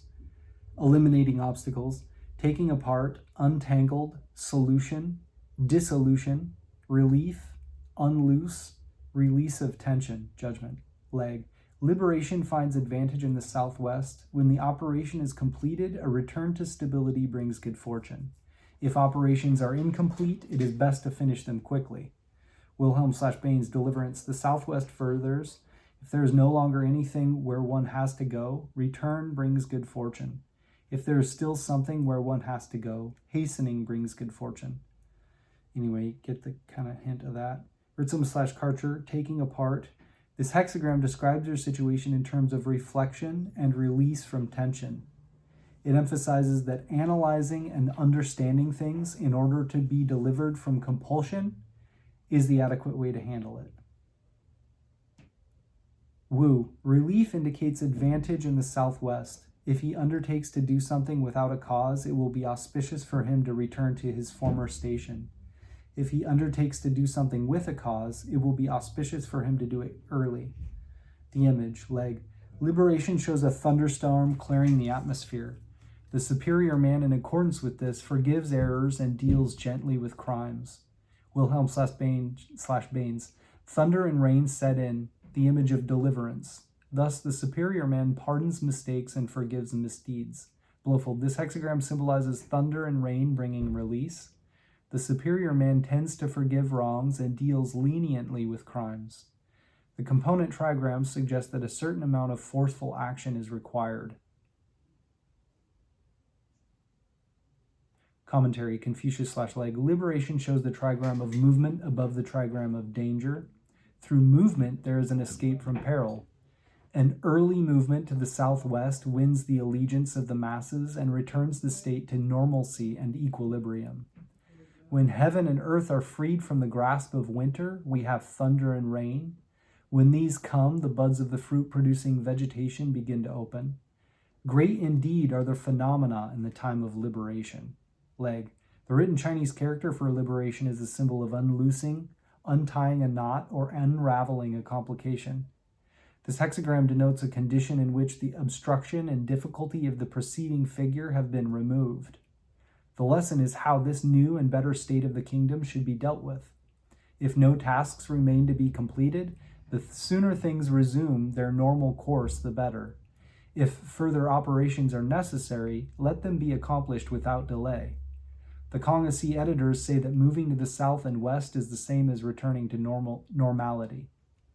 Thunder and rain clear the atmosphere, and a feeling of oppression is relieved. The images of springtime in the Confucian commentary refer to the gentle policy of a conquering ruler who forgives the opposition of those who cease to offer resistance. Notes and paraphrases judgment. Do what obviously needs to be done and return to stability as soon as possible. The superior man forgives, forgets, and bears no grudges, i.e., stability is more important than fixing blame or haggling over who is right. If the 39th hexagram of impasse is turned upside down, it becomes the 40th hexagram of liberation or deliverance. The two figures represent opposite situations.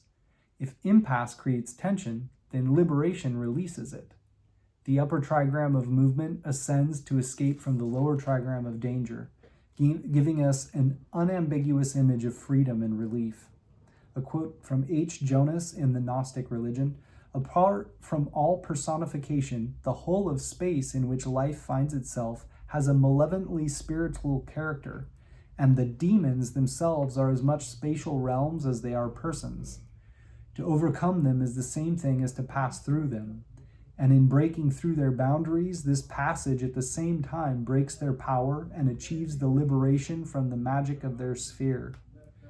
Legg's commentary in the preceding hexagram explains that the southwest is the direction of earth, the fertile lowland where life is natural and uncontrived. Confucius tells us here that an early move in this direction will win the allegiance of the masses. Psychologically interpreted, this refers to the inner kingdom of the psyche, where the masses are the drives, emotions, and archetypal complexes which make up our being. The symbolism suggests a conscious freeing up of inner tension.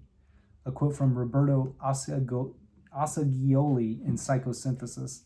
"These forces, therefore, must not be left to run wild, but should be disposed of in harmless ways, or, better still, used for constructive purposes. Creative activities of various kinds, the rebuilding of our personality, contributing to our psychosynthesis." And Browne Walker. Once again, if I can recall where I put him. How did I lose that?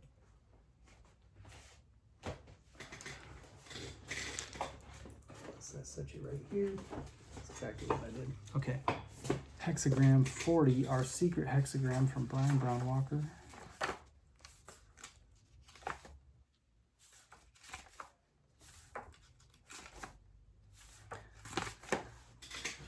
Hsieh, H-S-I-E-H, or deliverance. Hexagram 40, a change in attitude delivers you from difficulties.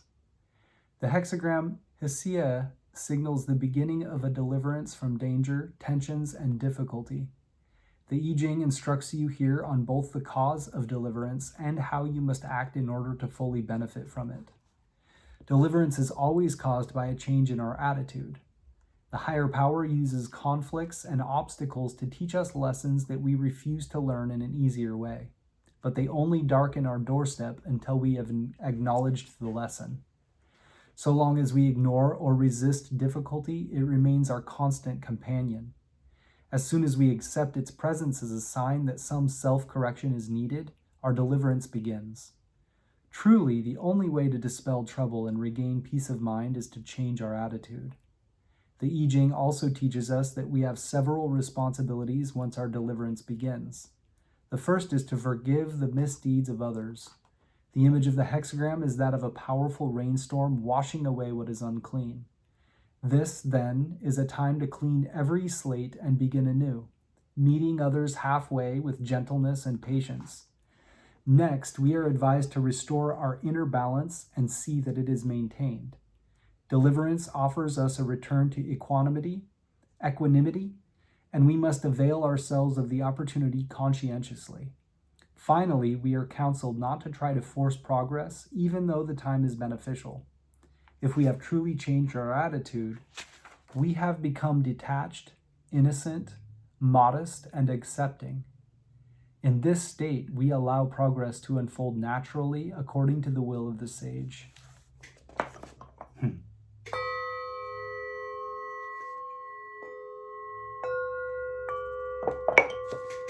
And I will look at I-ming's Taoist teaching as well. And then we will do a summation of the whole reading, as well as get a randomly card drawn chapter from the Tao Te Ching to sum things up, or to wrap it up. 40, liberation or solution. For liberation, the Southwest is beneficial. When going nowhere, the return brings good fortune. When going somewhere, promptness brings good fortune. Explanation. Liberation means freeing. As for the qualities of the hexagram, above is thunder, active, and below is water, dangerous. When positive energy moves out of danger, action beyond danger moves according to the will. So it is called liberation. This hexagram represents taking advantage of the right time to gather the medicine. It follows on the previous hexagram, disharmony. Disharmony means yin and yang are not in harmony. Delight and attention are not appropriate. Negative energy is in charge of affairs, while positive energy is trapped. So this work of liberating the positive energy is essential.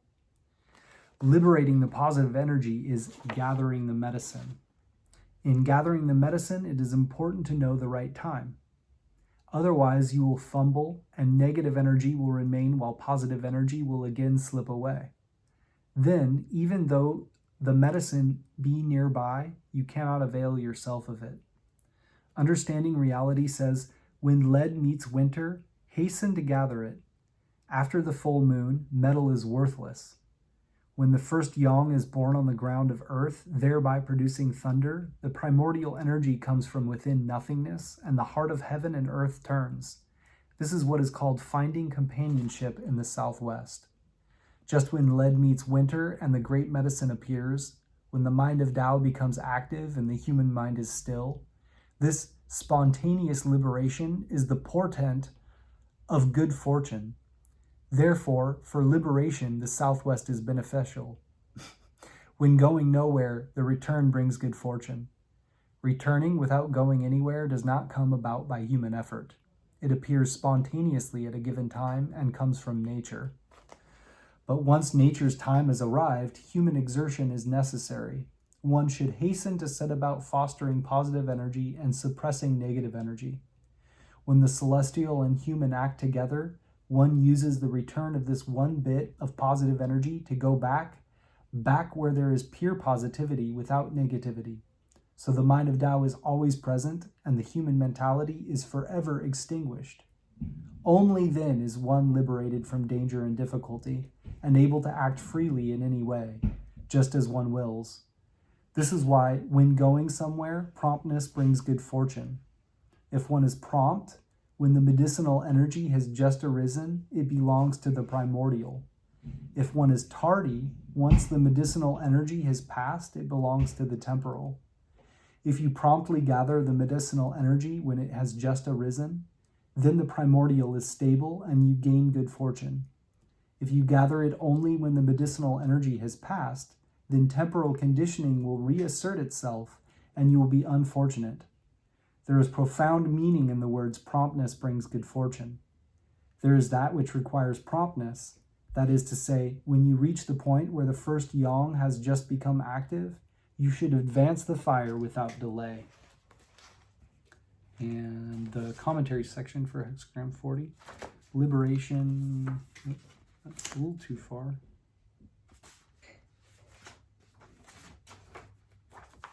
Dissolution, thunder above, water below, thunder and rain act, dissolving. Thus do superior people forgive faults and pardon crimes. Dissolution means shedding, dispersing. Above is thunder, below is water. Thunder rolls, rain falls. Thunder and rain both act, and the celestial and earthly energies commune. This is the image of dissolution. What superior people see in this is that when the force of mundanity is congealed and stagnant, practitioners of the Tao should use intense effort to burn it away. Then when the celestial energy has returned, they should use gentle effort to nurture it.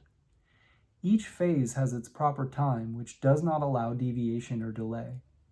Therefore, after the force of mundanity has been dissolved, they forgive faults and pardon crimes, going along naturally to cause it to evaporate and disappear of itself, not allowing any force. People have faults and commit crimes because of obeying acquired conditioning, which obscures the primal.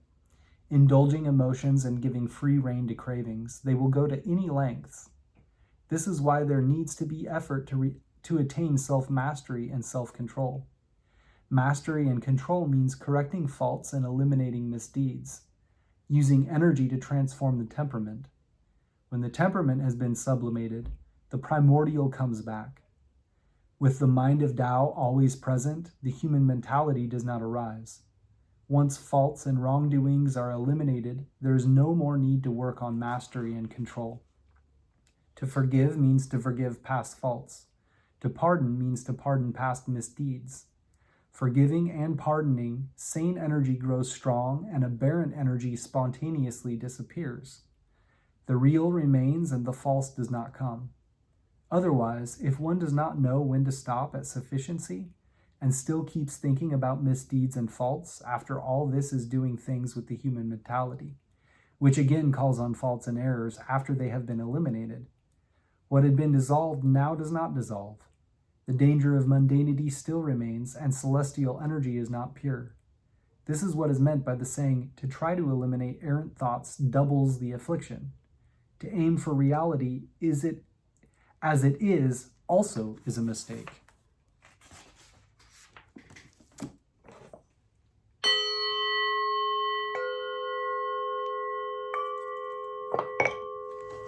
All right, time to sum up the reading and get a randomly card drawn chapter from the Tao Te Ching. So our primary hexagram being 22, Adornment, and then a supporting hexagram, which puts the primary hexagram in a broader context and influence the direction of travel, an underlying issue that has to do with you and your relationship to it all, is 15, Humility. And those combined with the secret hexagram, the changing lines, indicate that we're adorning ourselves with humility, essentially.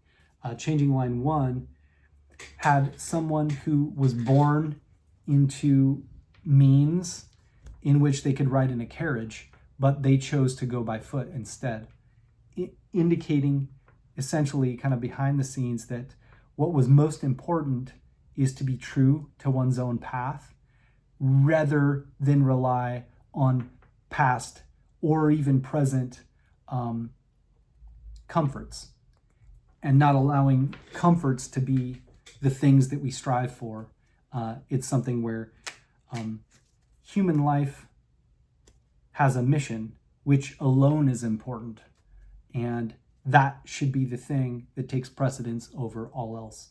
And in this, it was also talking about the equality or the oneness of everything. And so in this way, it reminded me of John the Baptist, how he was talking about making the mountains low and the valleys rise and making a path straight, right?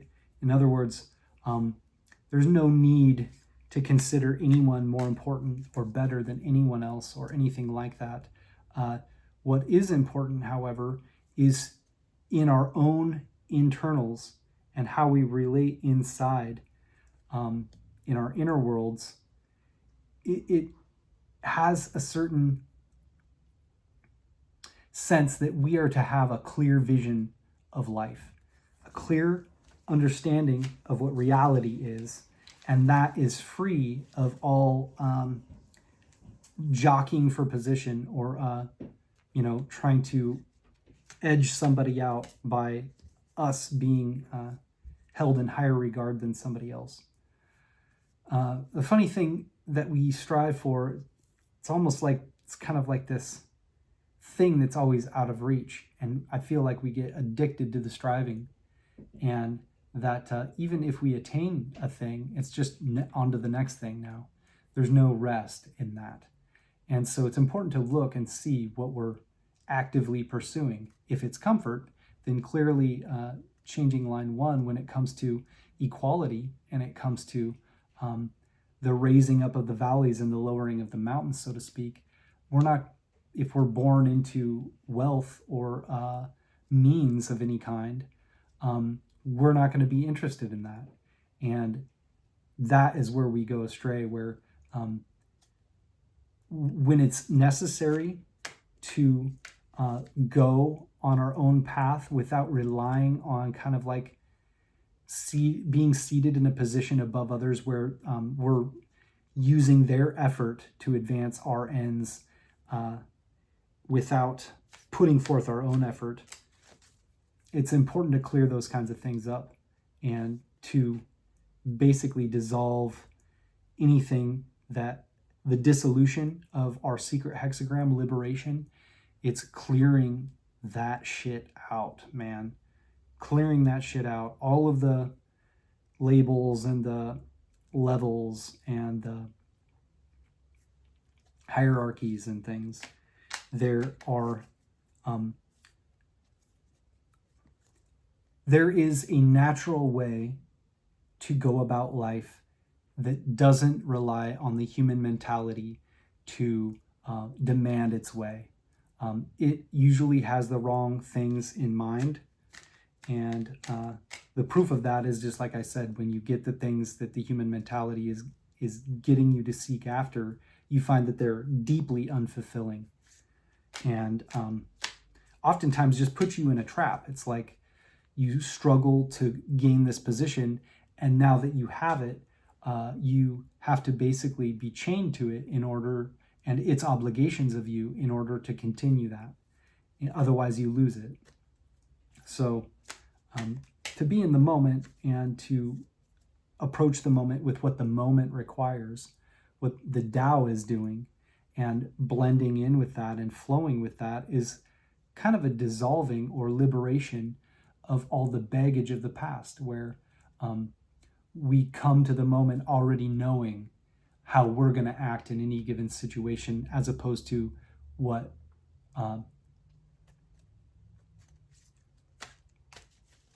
good common sense, you might even say, would show if you took a look at your situation from an outside perspective and thought about it and analyzed it and went over, well, what's compelling this person to ride in the chair, the carriage, especially if they're in kind of like a promoted position of some kind, as opposed to walking on their own effort. And oftentimes we can gain advantage in the world by shoving other people down, but that's not a way to have the right kind of position, a position that lasts, that is like uplifting and encouraging of others and supporting of others. It merely propels other people to act in the same kind of way, where it's just self-seeking, but not the capital self, it's the ego self.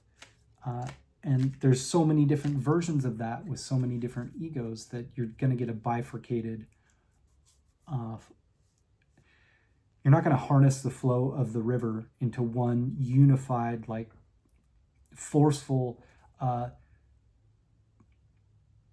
compelling, unified vision of change and development. You're going to get just a spattering of different people wanting weird random shit that doesn't really change anything in the long run. So it's important, the kind of influence that we have, and to show that we can carry our own weight, essentially. And that one thing I like about the Dzogchen path and the channel that I've been watching, I'll put a link to it in the description box below, is at the end of all of their readings, they talk about there are people suffering, there are souls suffering in the world, and this teaching is very meritorious, and we take all of that merit and that extra energy and we send it to those most in need. That's a perfect example of that. Instead of acquiring and being addicted to that, you're chained. And like I said, the perfect way to see that is, have you ever gotten something that you really wanted and realized in the end that you just chained yourself? You just made yourself into a position, and now you have to fit that. You're less free to go with the wind. You're more stuck. You're stuck in one thing because you envisioned it for so long and looked up to it and thought it would be the pinnacle of what success would look like for you. And now it's like you are wearing a collar, and that collar is chained to some stake somewhere, and you have to roam around that stake with the amount of line that you're given. And sometimes that isn't very much. And in Changing Line 6, the person was wearing all white, and so it was very simple and unadorned. And the point of our primary hexagram 22 was that there should be as little adornment as possible, that we were to kind of strip things back so that the essence of what was inside, there's just enough adornment that could be brought out into the world, and it could be noticed and benefited from by others, but not so much that obscures the essence of what's inside. So simplicity. And with liberation, again, our secret hexagram, the hidden influence behind the situation, it's almost being liberated from your own ego, or from a collective egoic dog eat dog kind of mentality. Nobody wins with that.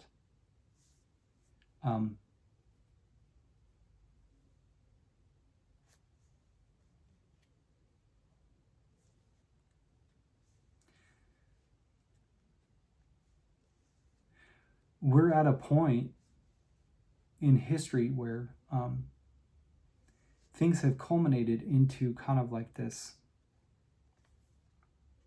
liberation-like point.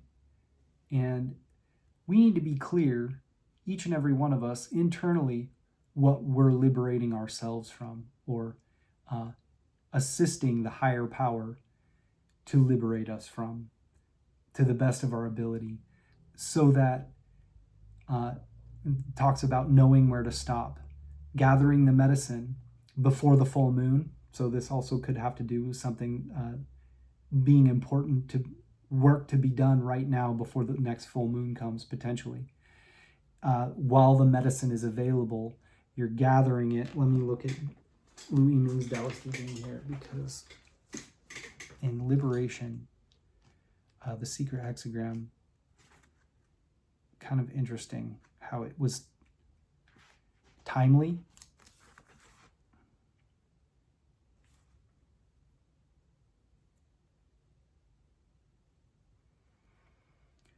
Talks about, okay, let's look at the text section rather than the commentary section, I think is where it goes up. Okay. Yeah, here we go. This hexagram represents taking advantage of the right time to gather the medicine. It follows on the previous hexagram, disharmony. Disharmony means yin and yang are not in harmony. Delight and attention are not appropriate.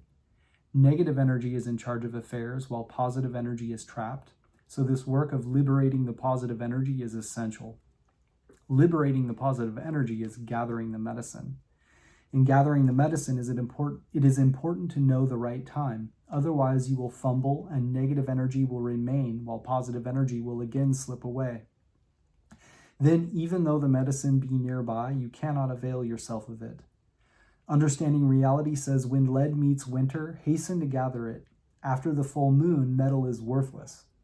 When the first yang is born on the ground of earth, thereby producing thunder, the primordial energy comes from within nothingness, and the heart of heaven and earth turns. This is what is called finding companionship in the Southwest.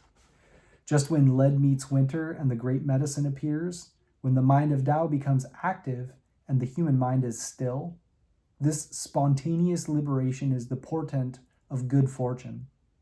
Therefore, for liberation, the Southwest is beneficial. When going nowhere, the return brings good fortune. Returning without going anywhere does not come about by human effort. It appears spontaneously at a given time and comes from nature. But once nature's time has arrived, human exertion is necessary. One should hasten to set about fostering positive energy and suppressing negative energy. When the celestial and the human act together, one uses the return of this one bit of positive energy to go back to where there is pure positivity without negativity. So the mind of Tao is always present and the human mentality is forever extinguished. Only then is one liberated from danger and difficulty and able to act freely in any way, just as one wills. This is why, when going somewhere, promptness brings good fortune. If one is prompt, when the medicinal energy has just arisen, it belongs to the primordial. If one is tardy, once the medicinal energy has passed, it belongs to the temporal. If you promptly gather the medicinal energy when it is just arisen, then the primordial is stable and you gain good fortune. If you gather it only when the medicinal energy has passed, then temporal conditioning will reassert itself and you will be unfortunate. There is profound meaning in the words promptness brings good fortune. There is that which requires promptness, that is to say, when you reach the point where the first yang has just become active, you should advance the fire without delay. So there's work to be done. It's kind of prompt and essential to get to work as quickly as possible to gather the medicine and get it into the fire, and yet also important to know when to stop the firing process. And essentially, our goal is to lower the activity and the influence of the human mentality and raise the level of use of the mind of Tao and reliance upon it until the human mentality can dissolve of itself. Then, turning inward and looking, instead of thinking about how does medicine need to be used by everybody else, how am I taking advantage of the medicine that is of use to me? And how am I creating an example of basically walking my talk, adorning my feet, so to speak, and walking by foot as opposed to taking a car or being pulled in a carriage. We're rolling up our sleeves here, and we're really, really looking internally, and we're gathering medicine to create that alchemical work within in order to raise consciousness and rely more on the mind of Tao, which in the bicameral mind theory indicates that part of us that can't be named. It's essentially where your intuition springs from, and the part of you that senses your connection to everything, and not just connection to everything, but you're just blending into kind of a field of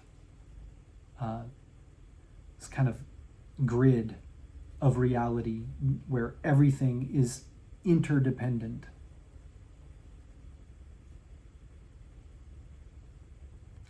And when you think about it like that, almost like being submerged in reality. When you're in the ocean, for instance, I think of it like this. It feels like you're connected to everything. That's why it's kind of scary. It's like, it feels infinite all of a sudden. Being in the ocean and like a shark, however, many miles away, it's still in the same water that you're in. And it's like, those things sense you better than your senses act in the water, right? So there's kind of like this like overwhelming sensation of being in something that's immensely larger than you, and you're very connected, but also, you can't get away as easily. So that, if reality were kind of submerged into reality, where this water of reality is connecting everything, and there's no disconnection. And when we think of quantum entanglement, we think of that as well. This kind of grid, or kind of like an energy pockets of egregores and things that people are all connected to. It's like, even speaking the English language, and everybody that speaks English, there's an egregore there of, you're in that kind of like quantumly entangled pocket, or being a human, right, on this earth at this time. I would suggest that that itself has kind of an egregore to it. But yeah, you can egregore anything, think about anything that groups of people are kind of wrapped up in. But that, the greater egregore being all of reality, and not just an egregore, but reality itself, that we're all enmeshed in this. We're all kind of like with each other, if you want to say that, in every moment. And reality is within us, birthing all of this. And there's kind of like a responsibility in that. What art or work are you here to perform? And is it what you're focused on now? Is it the co-opted version of that your ego took over and is now managing and trying to, jockey into some sort of position, so you can plug into this little outlet that's conveniently created? Or is it something where you haven't necessarily discovered, a name you could put even to something that is pulling you? And how can we release the baggage of all the things that are holding us back from this, sort of inner path that we alone can walk? And if you have a slight adjustment of attitude or focus on what life is to you, and what life is for real, for all, and for what reality is even about, how can we redefine, or maybe not even need a definition? If we strip away past and present, or past and future, we can kind of like hone in on just every moment to moment. How are we getting out of the carriage and walking, not relying and being so hung up on comforts that we've relied on in the past and currently, that we all know many of these are eroding our planet and our ability to have sustainability with life and with each other? How are we having a sustainable relationship with reality? And how might that be an ongoing developing process that we're not gonna know step Z or step F or step C from step A? If we're at step A, we might want to have kind of like an intended goal of what at this time we envision step Z to be, knowing that as we start taking those steps, they're going to kind of change. And part of it said that being on foot with changing line 1, it's going to take us a longer time, but we're going to be there for every step of the journey. And that, I think, is important, that we're here and now, and we don't get so fixated on, trying to govern reality and make it into something that's palatable to us. Rather, we should be turning inward and finding out how we're in this handshake, this continual handshake, and a continual opening up and releasing of baggage in order to kind of be guided. Let's put it that way. And what we do know is a lot of the things that society applauds are things that the spirits that talked about talked about hating pride and egoic-like behavior, and putting yourself above others, So if we want to be resisted by reality, that's a surefire way to do it. And it will take a lot more effort to get to a place that you don't want to be in the end.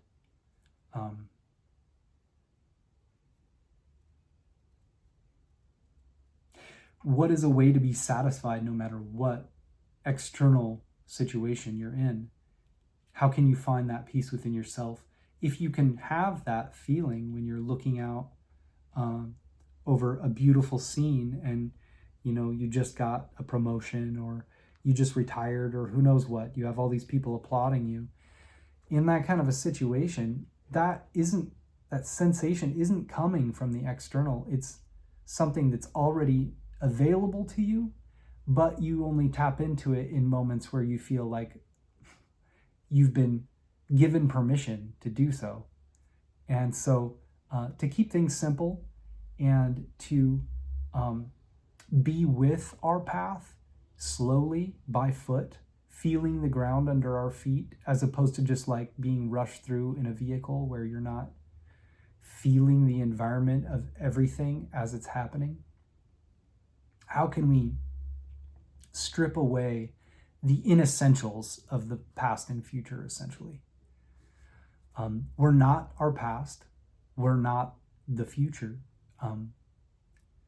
What we are is something that's ever unfolding that we're not going to be able to name. And so all of these things are barriers to our fluid movement with the Tao and our ability to sense correctly. And that's essential when we're at the cusp of great change and at a moment where maybe we don't have as much foresight as we once did in just the culmination of things in the world and kind of pockets of time that we enter that seem so momentous. We got to be with it. And to do that, we need to be with ourselves and with each other. And we can only be present if we've kind of cleared out a lot of the excess baggage. Maybe we leave our baggage in the cart, right, that we get out of and walk on our feet and adorn ourselves in white and be very, very simple.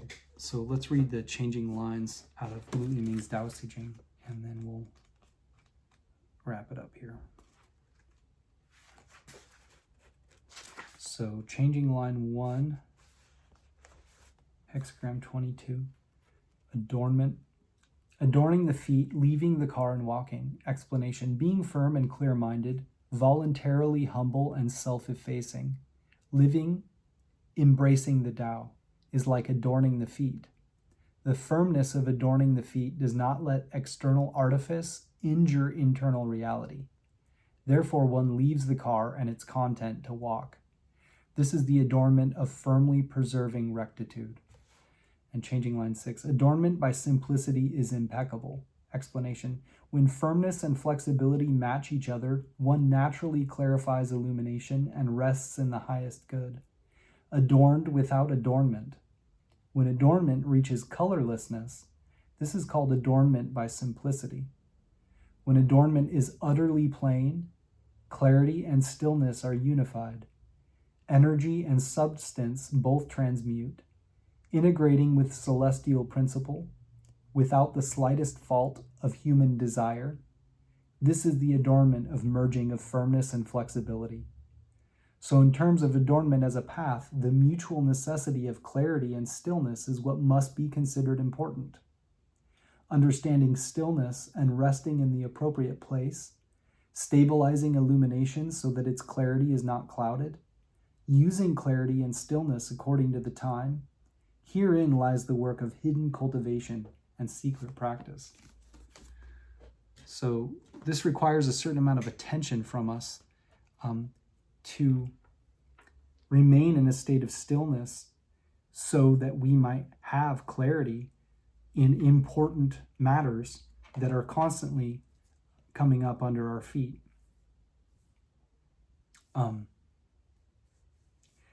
That takes a clearing out of a lot of the things that our mind would trip up on and try and lead us down side paths. what is simple for us that is a guiding principle that regardless of the end reward or consequence, whatever it is, that really in the moment you can be satisfied and take kind of the essential energy of that and, hold it within you. And it can, I imagine, be kind of like a guiding influence in our lives, and can kind of change as it needs to, but it remains simple and as unadorned as possible, to the point of just having white garments and like that kind of concept.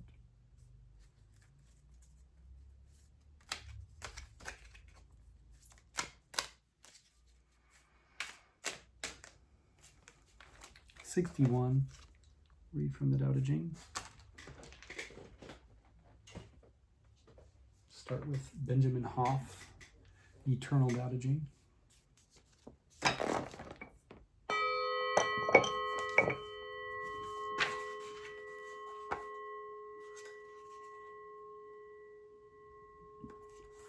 One that lies below. A great state is one that lies below, the restless flow of movement. All under heaven's crossings swale, all under heaven's female. The female always uses peace and stillness to overcome the male. Using her serenity, she places herself below him. In a similar way, a large state, by placing itself below a smaller one, can accordingly gain the other, and a small state, by placing itself below a larger one, can accordingly gain the other. In such a manner, someone can lower himself in order to gain. Being lower, he will thereby attain the advantage. A large state desires to unite and feed people.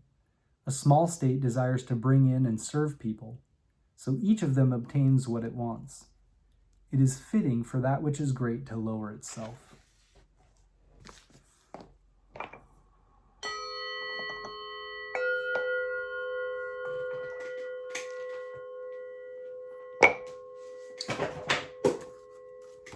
Then the Tao Te Ching by Jia Fu Fang and Jane English, translated by 61.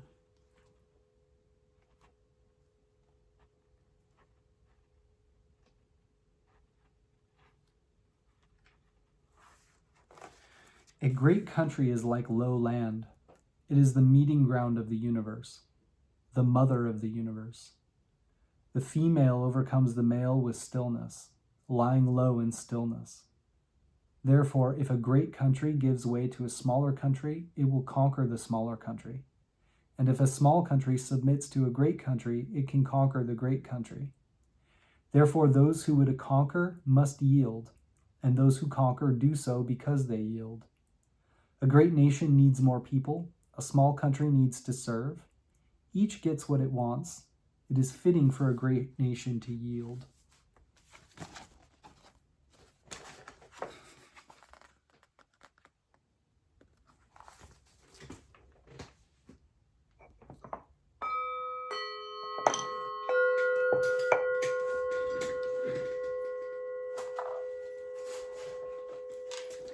Next, from John C.H. Wu.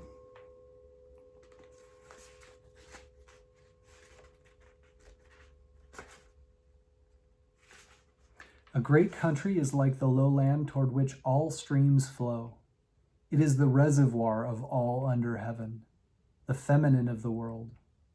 The feminine always conquers the masculine by her quietness, by lowering herself through her quietness. Hence, if a great country can lower itself before a small country, it will win over the small country, and if a small country can lower itself before a great country, it will win over the great country. The one wins by stooping, the other by remaining low. What a great country wants is simply to embrace more people, and what a small country wants is simply to come to serve its patron. Thus, each gets what it wants, but it behooves a great country to lower itself.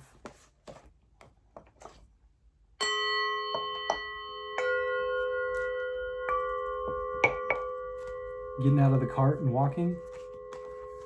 Nothingness and Zero, a postmodern approach to Lao Tzu's Tao Te Ching by Jeremy M. Miller.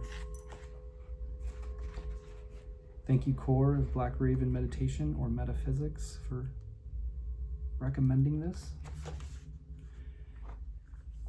Chapter 61, 3 as 0, 1, 2. Live in peace and harmony. By birth, some are male, others female. This is the two. The female, in submitting, conquers the male with bliss. 0 is thus emulated in this union.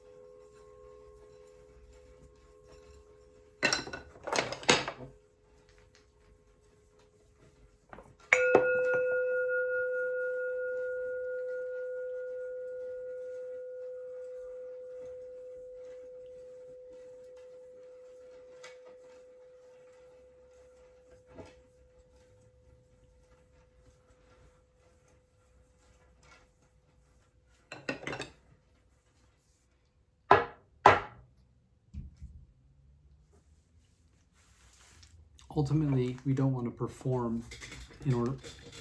perform our existence or perform in order to exist. Ultimately, I think we all just want the ability to be, and that be enough. And it is. We are in systems that tend to indicate that that's not the case, but us being implies that something or reality has brought us here, and that implies a certain amount of ability to just be. And if we could bring that as kind of the fruit of our own internal world, that can be something that, instead of like a development, it's kind of like a liberation, like our secret hexagram. Liberating from all the things that we think we need in order to be, but those are not necessary. And the more of those that we have attached to anything that we get, the more it putrefies in our mouths the second that we get it. It's a burden, a chain. It represents something that allows you It doesn't allow you to be free. It means that you need to continue to perform. And then you just pass that on. So let's quit.